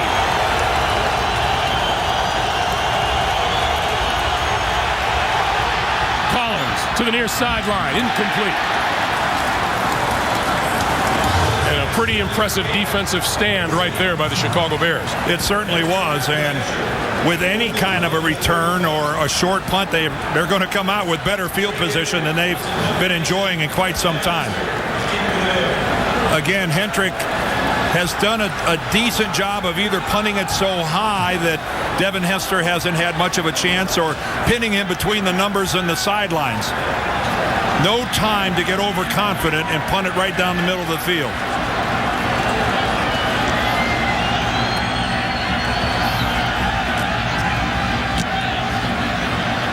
Hester will have a chance to return this one, although it sends him all the way back to his own 10-yard line. Can't escape the first tackler. Michael Griffin made the play. There is the Tennessee head coach. Homecoming for him. Drafted by the Bears in 1981, 7th-round pick. He still holds the team record for 509 punt return yards in the 1981 season. Look at that speed. Look at that. All the way down the sideline. How about that? He was a smart guy, though. He stuck right by Buddy Ryan's hip. That one proved to be the only touchdown of his career. It was a dandy. We get a timeout on the field and stops the clock with 4:06 to play here in the third quarter. Jeff Fisher looking on, and we remind you, coming up next, Peyton Manning against Ben Roethlisberger, who will start for the Pittsburgh Steelers. Also Kansas City against San Diego. Check your local listings. Doubleheader action coming your way here on CBS. Well, what have the Bears done today? That's not good. Those were their last 8 possessions after the touchdown on the opening drive, an interception, followed by a plethora of punts. Kevin Jones is into the backfield. Grossman going to throw over the middle, and that's complete. We have a marker down on the near sideline.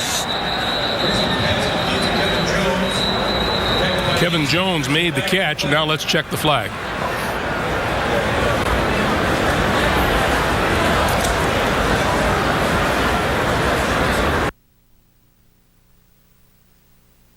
Defense number 30. It's a 5-yard penalty and an automatic first down. That's cornerback Eric King. Well, in the grand scheme of things, coming on first down, not that big a deal. Only a net 5 yards and another first down. But again, with that punt by Hendrick and then the outstanding coverage by Griffin, the Chicago Bears are hard-pressed. They can't buy a vowel or any field position. This is Kevin Jones. And Jones dragged down. And not much happening there. The clock continues to move. 3:40 to play here in the third. Really the first break of the day that Matt Forte has gotten on offense. Well, he gets a lot of touches. And I think it's very smart of the Chicago Bears to try to regulate those to some degree, especially how involved he is in the passing game.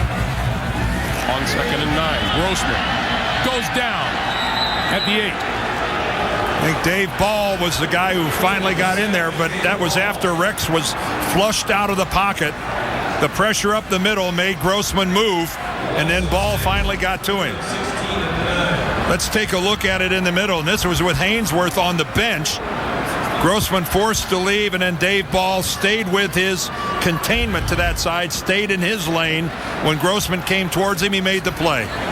Again, Ball getting the start today because Kyle Vanden Bosch is not playing today with an injured groin. And that's good production. 3rd and long, Forte back onto the field. Grossman down the middle, and that's just off the hands of Rasheed Davis, and it was a little bit behind him.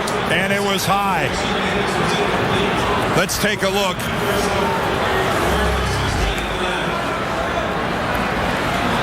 Rasheed Davis, number 81, running. He is right in the middle of the zone. The ball high and behind.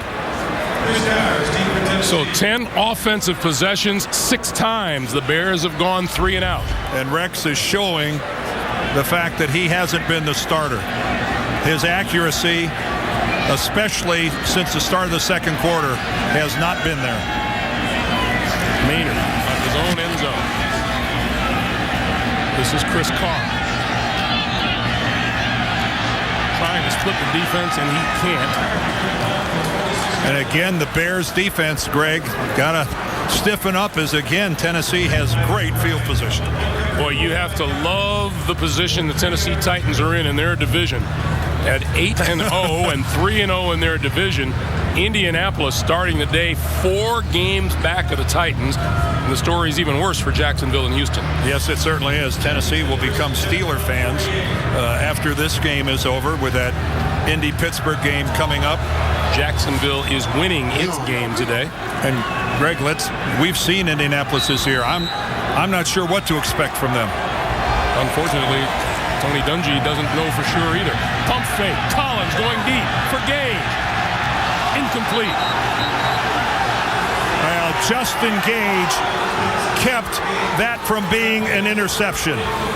Kerry Collins made up his mind that he was going to throw the ball whether Nathan Vasher had good coverage or not. Watch number 31, Nathan Vasher, as he's going with Justin Gage. He didn't bite on the inside. You just can't have better coverage than that. And Gage has to become the defender. He became the defensive back and broke up the completion to Vasher. So now on 2nd and 10, Lendell White, right side. A across midfield and into Bears territory at the 49. How unusual did that look, Greg? That was actually a Tennessee running back on the other side of the line of scrimmage. Yes, for positive yardage. Whoa, man. Take a photo of that. They get you some attaboys on the sideline. 3rd and 7.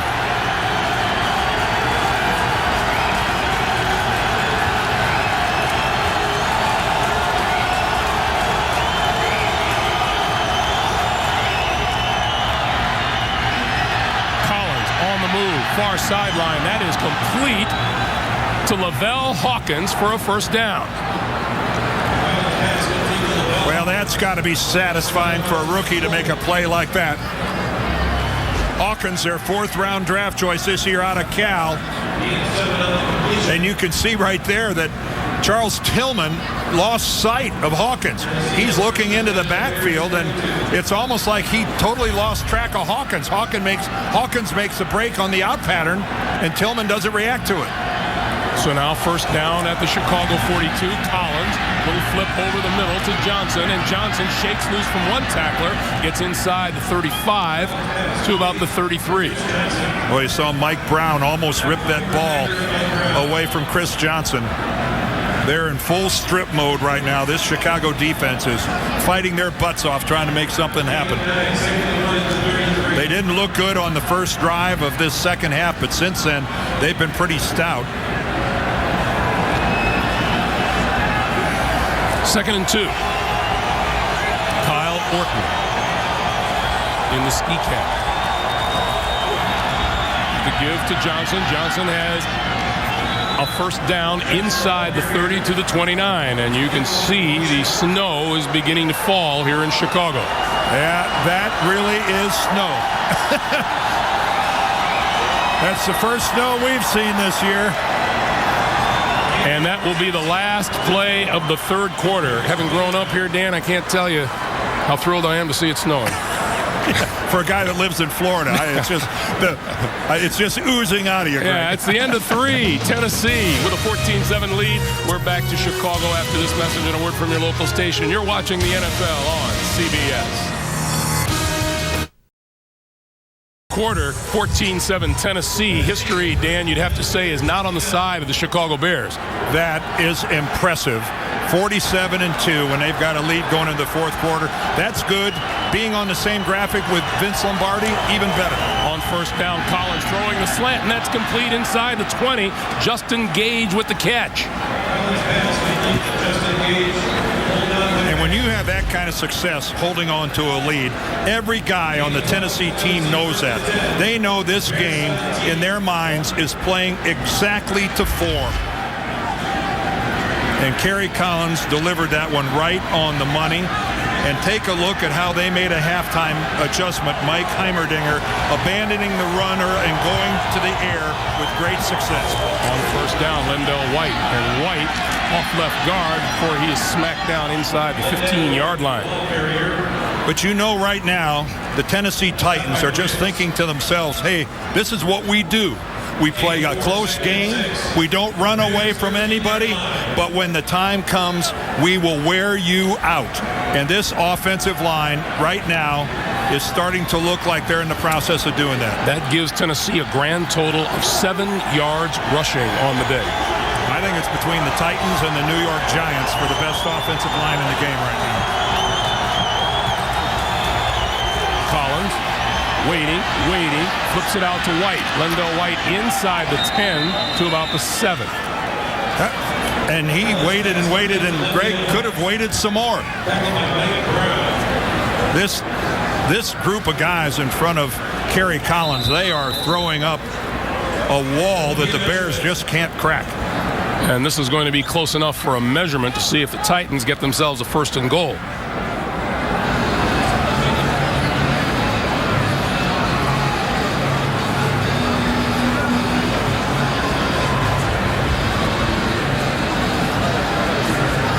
That it is. Gain of 6. Tennessee has 1st and goal from the Bears 7. Mike Heimerdinger, the offensive coordinator, He did a good job of adjusting. He was awfully stubborn in the second quarter, sticking with that running game on first down, even into 8 guys on the line of scrimmage. But he's made a nice adjustment here in the second half. First and goal for Tennessee.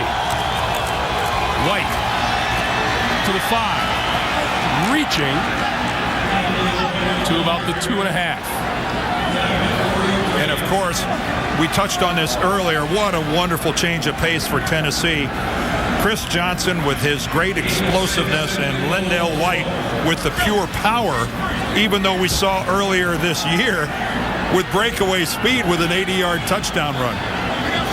Johnson is the rookie with the speed, but down here, this is Lendale's game.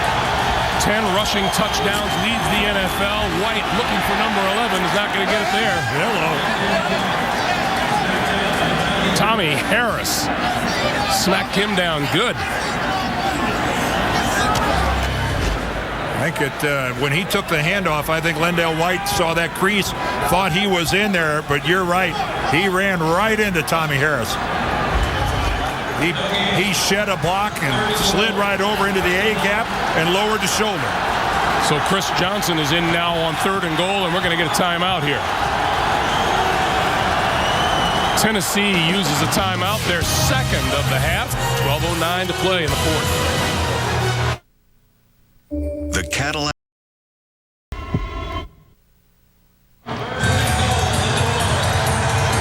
Chicago Bears faithful want to stop here on 3rd and goal. Lendale White in the backfield behind Kerry Collins. He gets the ball to the end zone. Touchdown.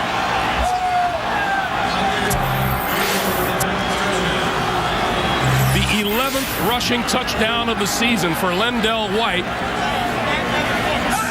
And the Titans go up by 2 touchdowns.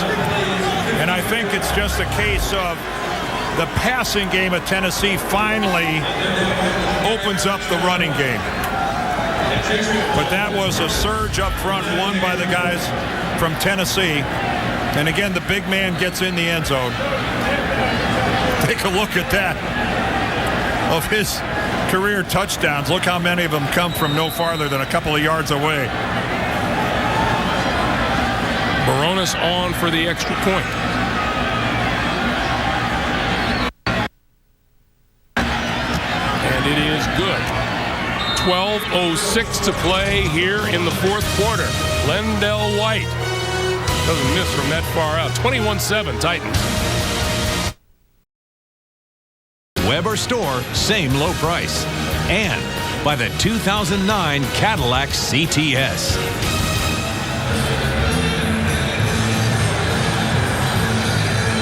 The Tennessee Titans go 11 plays, 52 yards to take a 2-touchdown lead, and that's a Dan Deerdorf helmet. Oh, very fun.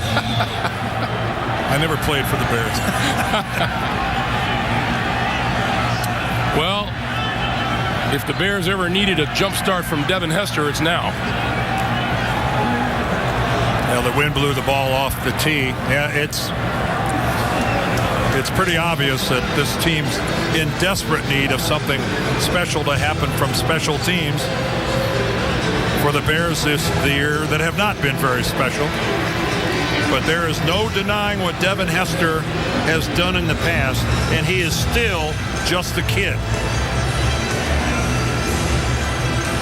And Rob Baronis is going to ask a teammate to hold the ball for him because the wind is really gusting on the field. So Chris Carr is going to do the honors. Meanwhile, Kerry Collins on the sideline. Tennessee, by the way, has not allowed a kickoff return for a touchdown since 1999. Would you say both these sides are due? I would say so. But the plan is, again, pin him between the numbers and the sidelines if you could place the kick in this kind of wind like that. Hester backing all the way up into the end zone, and out he comes again. 15, 20, up the sideline, and bounced out of bounds at about the 40. Baronis is the man who pushed him out. And Baronis did his job, pinning Hester between the sidelines and himself. because Rob Barones was the last Tennessee Titan between Devin Hester and going all the way. Good hole running in behind the wedge. Didn't have to break a tackle, but look at that job by Barones. And right now, Devin Hester had to be thinking, man, I can't believe I got down to the kicker and ran out of room. And the Bears with their best field position of the day, starting from their own 40-yard line. Grossman, little flip over the middle. This is Forte. First down yardage and more in the Tennessee territory to the 44. Isn't field position a wonderful thing? And here come the Bears, wisely, without a huddle. Hurry this thing up. Do anything to break the tempo. Shake things up.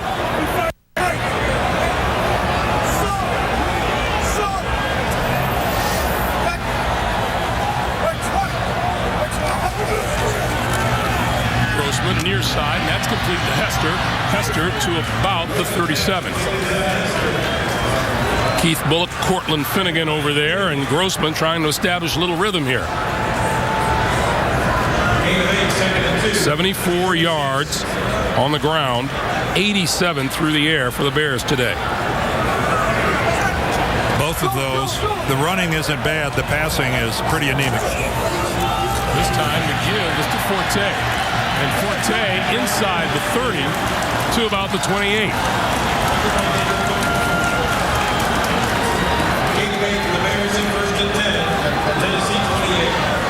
Don't change things up now, Chicago.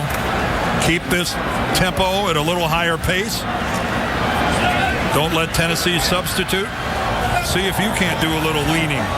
See if you can't wear on them a little bit. They move the chains again, and Grossman to throw. Running out of time now and throwing it away. It'll be 2nd and 10. Let's check in with James Brown in New York. JB. Hey, Greg, Green Bay at 12, 21-10 early in the third. It took them 10 minutes of game time to take the lead. Take a look at this punt return by Will Blackman. 65 yards to pay dirt. Fourth punt return, that is, punt return allowed for a TD by the Vikes this year. It's now 24-21 Green Bay. Back to Greg and Dan.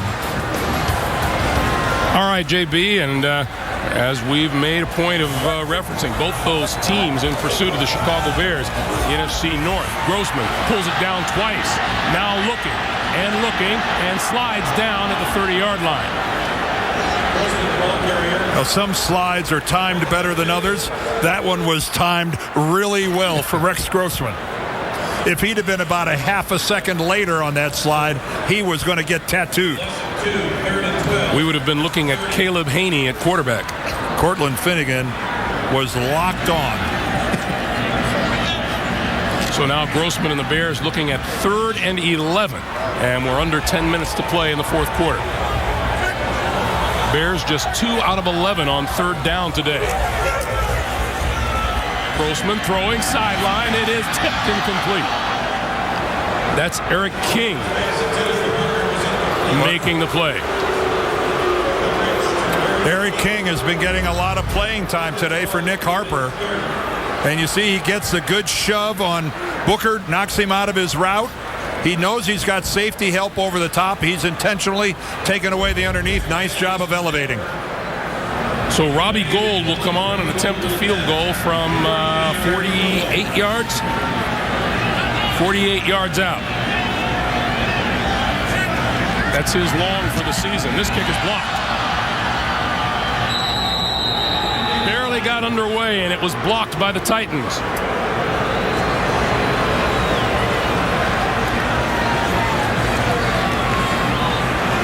And the Chicago Bears just can't seem to find anything positive here in the second half. The wheels aren't coming off, but they're a little shaky.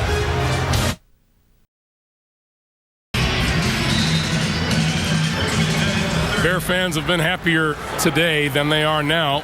Tennessee, first down from the 30-yard line. Remember, Indy, Pittsburgh coming your way, part of our doubleheader.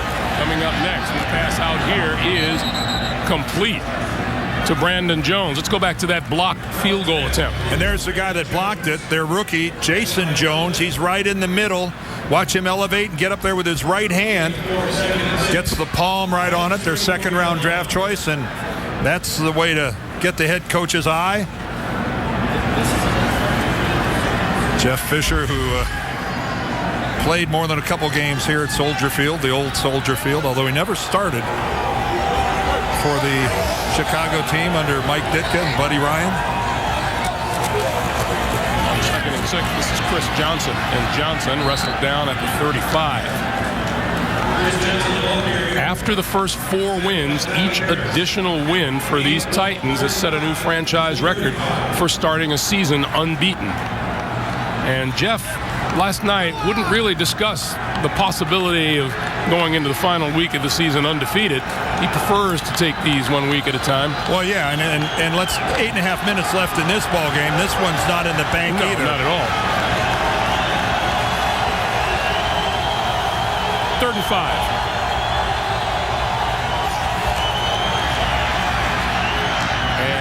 Just throws this one away. And a good job by the Bears of taking some chances and bringing pressure. One of the few times today that Kerry Collins didn't get to sit back in the pocket and just survey the entire field. That was a good job that time of taking a chance, blitzing. Yeah, maybe you get burned, but you know what? You're forced to punt. So once again, Devin Hester drops back.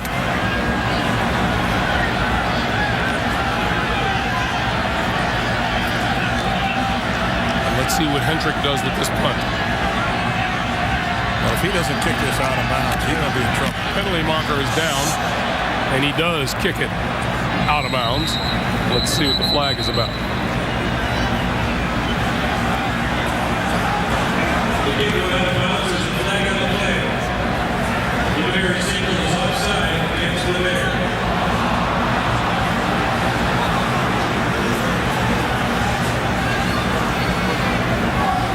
Hockey League going to go over and get a decision from Jeff Fisher. Well, it's going to make it awfully close to a first down, but I think it's going to still be short. I think that's what Ed's pointing out now. It looks to me like it would be less than a yard.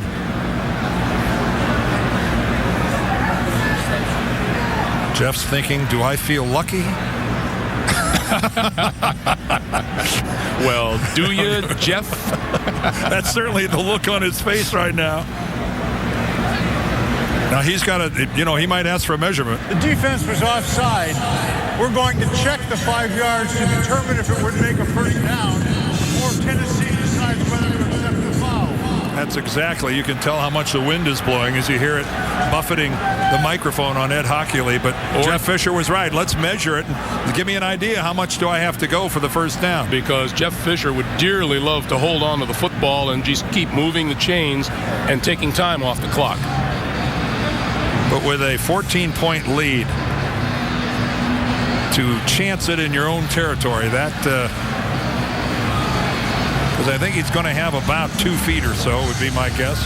Let's see what we're talking about.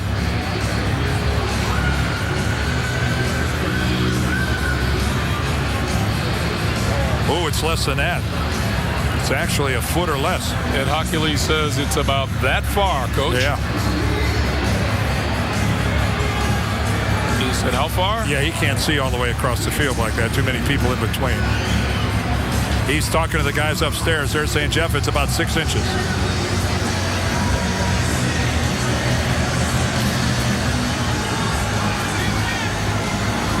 I think that's where Jeff Fisher wants the football, right where it is. Offside, defense number 58. The penalty is declined. Nope. Yep. First down. Yeah, he was happy with the fact that Hendrick punted it out of bounds, didn't give Devin Hester a chance. That's the smart play by Jeff Fisher. Don't make a mistake in your own end of the field. It'll be a timeout with 8:12 to play.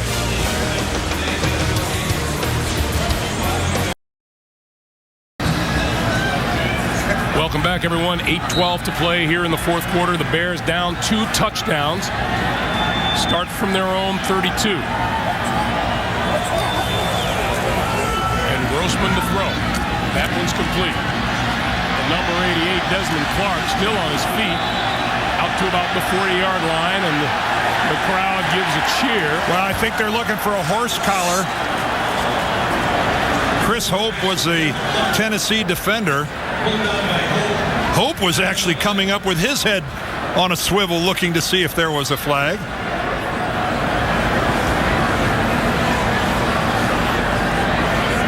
Couldn't tell if he had a face mask or a horse collar. There.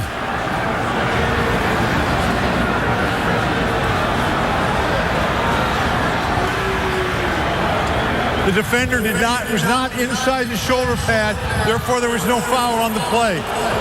We were talking about this very thing with Jeff Fisher last night. We sure were. Now let's take a look at it.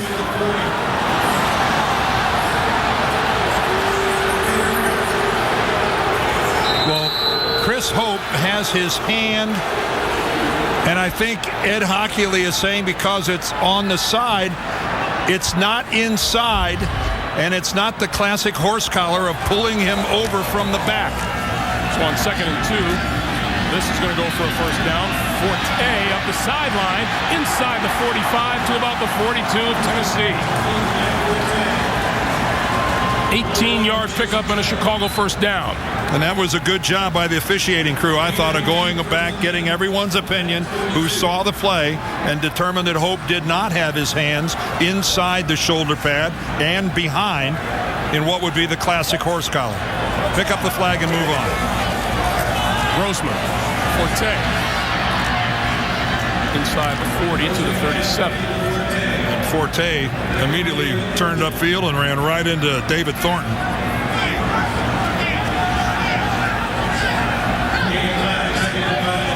Clock continues to move, and now it's coming up on 6:50 to play.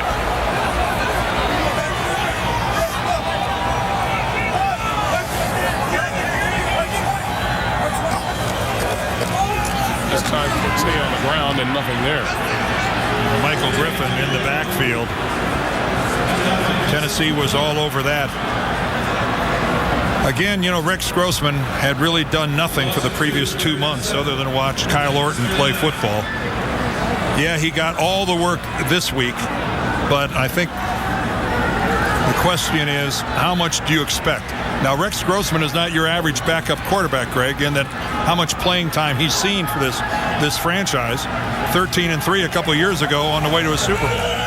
On 3rd down, Grossman throwing up the middle, got his man at the 10-yard line. It's Devin Hester for a first down.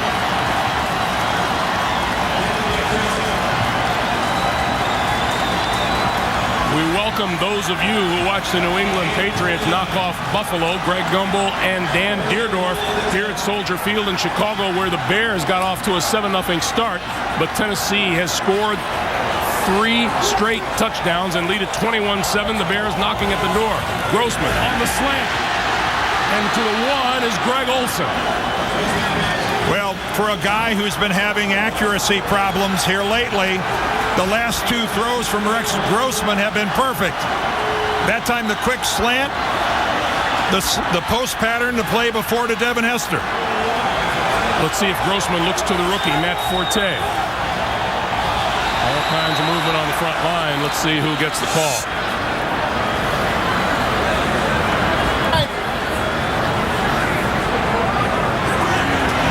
Neutral zone infraction, defense number 91. Athens in the goal. 2nd down. That's the rookie, Jason Jones, who blocked the field goal just about 4 or 5 minutes ago when Robbie Gould was trying to put the Bears up to 10. Forte has the lone touchdown of the day. This is no signal yet. Touchdown.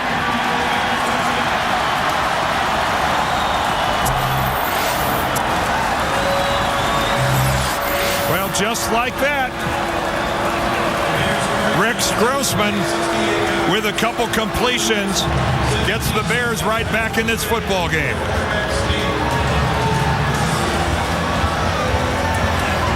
Seven plays, 68 yards in a little over 3 minutes. They went to a hurry up to speed things up, and the Bears benefited from that up-tempo offense. Robbie Gould's kick is good. And with 4:55 to play here in the 4th quarter, the Bears pulled within a touchdown at 21-14. Here's how the Bears scored on this drive. It started out with Rex Grossman throwing this post pattern to Devin Hester. Nothing fancy at all, but working against the zone from Tennessee. The safety's really late to react. Chris Hope too slow on the coverage. Then he decides to go left with the quick slant to Olsen. He gets inside, and he gets him right down on the doorstep. Almost got in himself. And then Rex decides to do it himself. He's in there somewhere. Somewhere in that pile. So the Bears are back into this game. The crowd is back into this game. See the timeout situation. The Bears have all 3 of theirs remaining. Tennessee with just 1. Remember, Rex and the Bears were down 10 points last week to the Detroit Lions in the second half. And they came back to win that game. Does Rex have a little magic left? Grossman 5 out of 6 for 69 yards on that touchdown drive. Here's Gold's kick. Chris Carr from the 3. Straight up the middle. Across the 25 to about the 28-yard line. And here comes Kerry Collins, who has been pretty good today, to say the least. Joining us late. Chicago's first drive was 75 yards. Didn't have much since then on 11 drives. Take a look at that. An interception, 8 punts, 1 blocked field goal. The Tennessee Titans, a very prolific running team, today haven't been able to run at all. Now let's watch the Bear defense. Collins pulling it down, and he goes down. Wally Ogunleye. And Hochuley's going to rule that he was down. Well, that's a mismatch that Ogunleye has got to win because he's going against the rookie running back, Chris Johnson.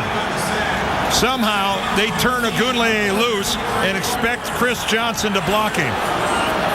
Man, that's, to me, that's a scheme that Tennessee's not going to win very often. Ogunleye, a very skilled pass rusher. That's asking a lot of a rookie running back to keep him off your quarterback. Loss of 5, 2nd and 5. That's only the 5th sack allowed by the Titans this season. Johnson, left side, nothing there. Brian Urlacher tracks that one down.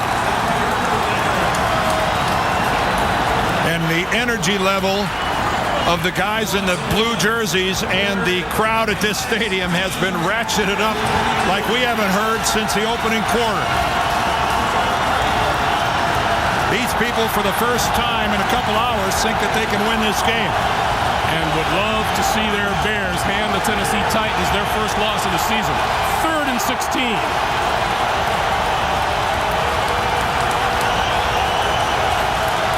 Tennessee 6 out of 14 on 3rd down. This won't count. Marker on the far side of the field. It'll go against the Titans. This is how 3rd and 16 becomes 3rd and 21. And if it's possible to get any louder, I think it will.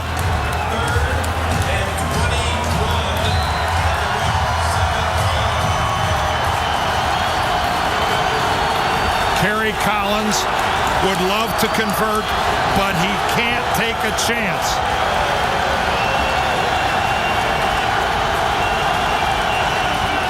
He has Chris Johnson behind him, and Johnson gets the handoff. And they took it out of Collins' hands. They took it out of his hands, and they're going to put it in the hands of their defense.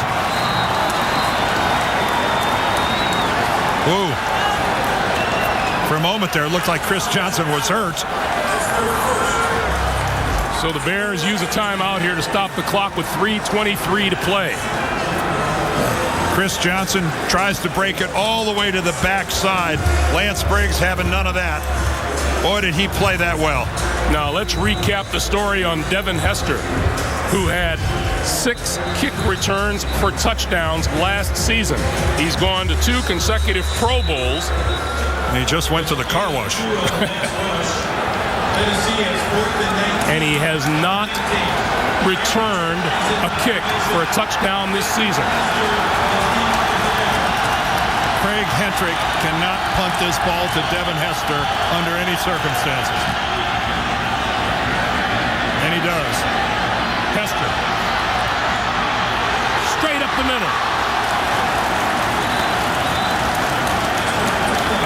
what, if Devin Hester would have run that back, Craig Hentrich might have had to walk back to Nashville.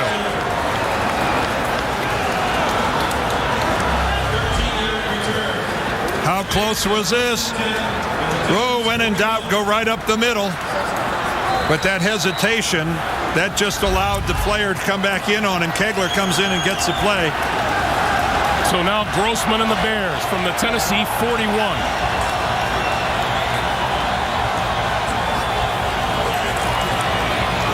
Rex throwing far side of the field. That's complete and out of bounds to Greg Olsen. Boy, and Greg Olsen having a productive second half here. As all of a sudden Rex is feeling comfortable launching it his way. 9-yard pickup, 2nd and 1. You know you're a tight end that runs pretty well when you got them running out patterns like that, acting like a wide receiver.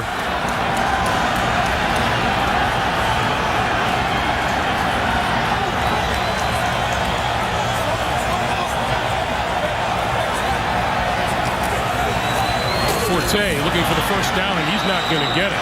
Stacked up by Tony Brown, number 97.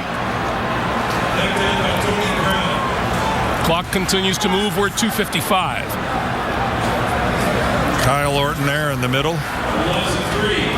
Again, the question is going to be, is he going to be able to come back and play in their game at Green Bay next week? That'll be the hot topic in Chicago this week. Grossman looking at a 3rd and 4.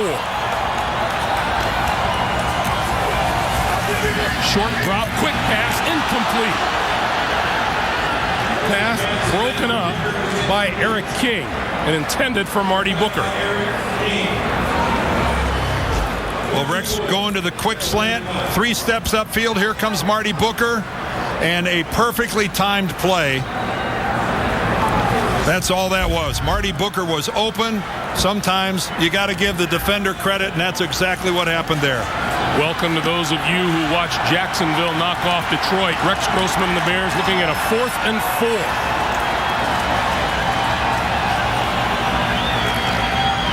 Grossman throws, almost intercepted, but it's broken up by Cortland Finnegan, and the ball will go over to Tennessee on downs. Boy, you got more pushing and shoving going on up there.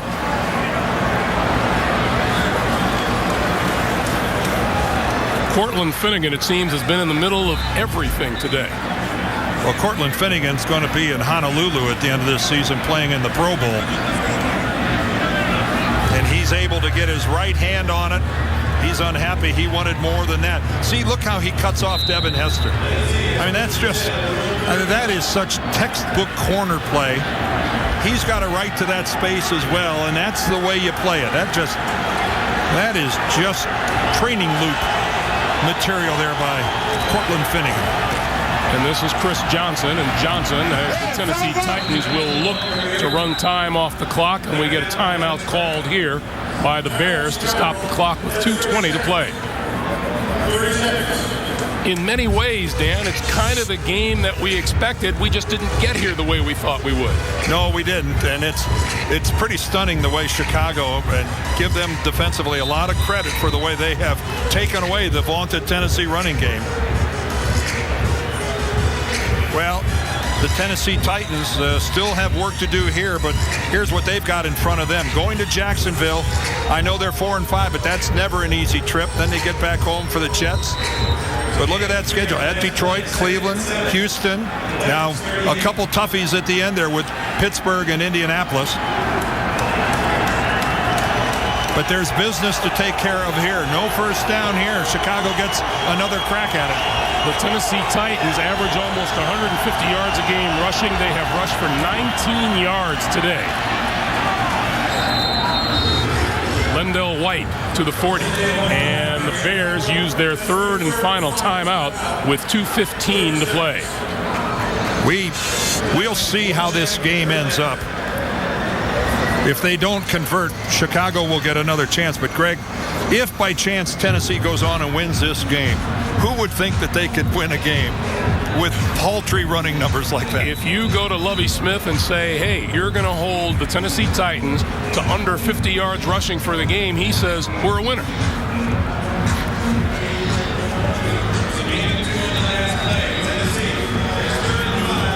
are the numbers, and you know what? The way things stand now, Jeff Fisher will take it. Well, he takes the lead because we talked earlier about his unbelievable record at Tennessee when he has the lead in the fourth quarter on the road. It's a big 3rd and 6. Collins throwing. That's complete. Bo Scaife, who has been big receiving all day long, gets the first down. And that will bring us to the 2-minute warning. And the Bears out of timeouts. 2 minutes to play here at Soldier Field. Tennessee 21, Chicago 14. Get Smart on Blu-ray has 62% more laughs. He's the co-worker you were swapping spit with? You were having the humana meow meow with? With new gags. Plus a bonus DVD game disc where you're the agent. Buy Get Smart today on Blu-ray. This fall, get more mileage out of your travel plans. Just stay at Comfort Suites or any of these Choice hotels, and you can earn up to $250 in free gas. Only when you book at choicehotels.com or 800-4CHOICE. Choice Hotels. We'll see you there. From the producers of The Phenomenal Four comes a righteous MPG machine who knows the streets. Miami, CBS tomorrow.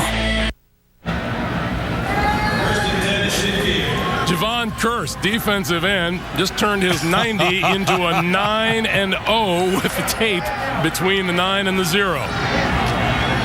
And the Titans going to run the clock out now with the Bears unable to stop the clock. Yeah, give him credit for some creativity there. How long do you think Javon's been thinking about that? All week? Why not? Don't forget, everybody, the Colts and the Steelers coming up, and that's exactly where the Tennessee Titans are headed. And again, boy, this is a team that Jeff Fisher has molded into one tough bunch. We talked at the beginning of the fourth quarter about this game just playing to form for his team. They lean on you, and you can see the other team start to wear a little bit in the fourth. And you can see there, when you start 9-0, it's a pretty good omen for you for the rest of the year. Now, a lot of credit goes to the Chicago Bears, the way they took away the running game. This one of the best offensive lines in the league, and the Bears stood toe-to-toe with them and won the line of scrimmage when it came to running. But it's just not enough. But again, if you're going to lose a game, if you had the choice of this week or next week, lose this week, a non-conference game, and then you got the Packers next week. That's exactly right. And maybe Kyle Orton will be healthy enough to come back and play in that game. So the Bears will fall to 5-4. Green Bay has improved to 5-4. And there is Rex Grossman. Back in the starter's role for the first time since last December, comes up a touchdown short as Jeff Fisher and the Tennessee Titans go to 9-0. And it'll be one of those happy flights home to Nashville for the Tennessee Titans. Our final score, Tennessee 21 and the Bears 14. Coming up, the Burger King update for all today's scores and highlights.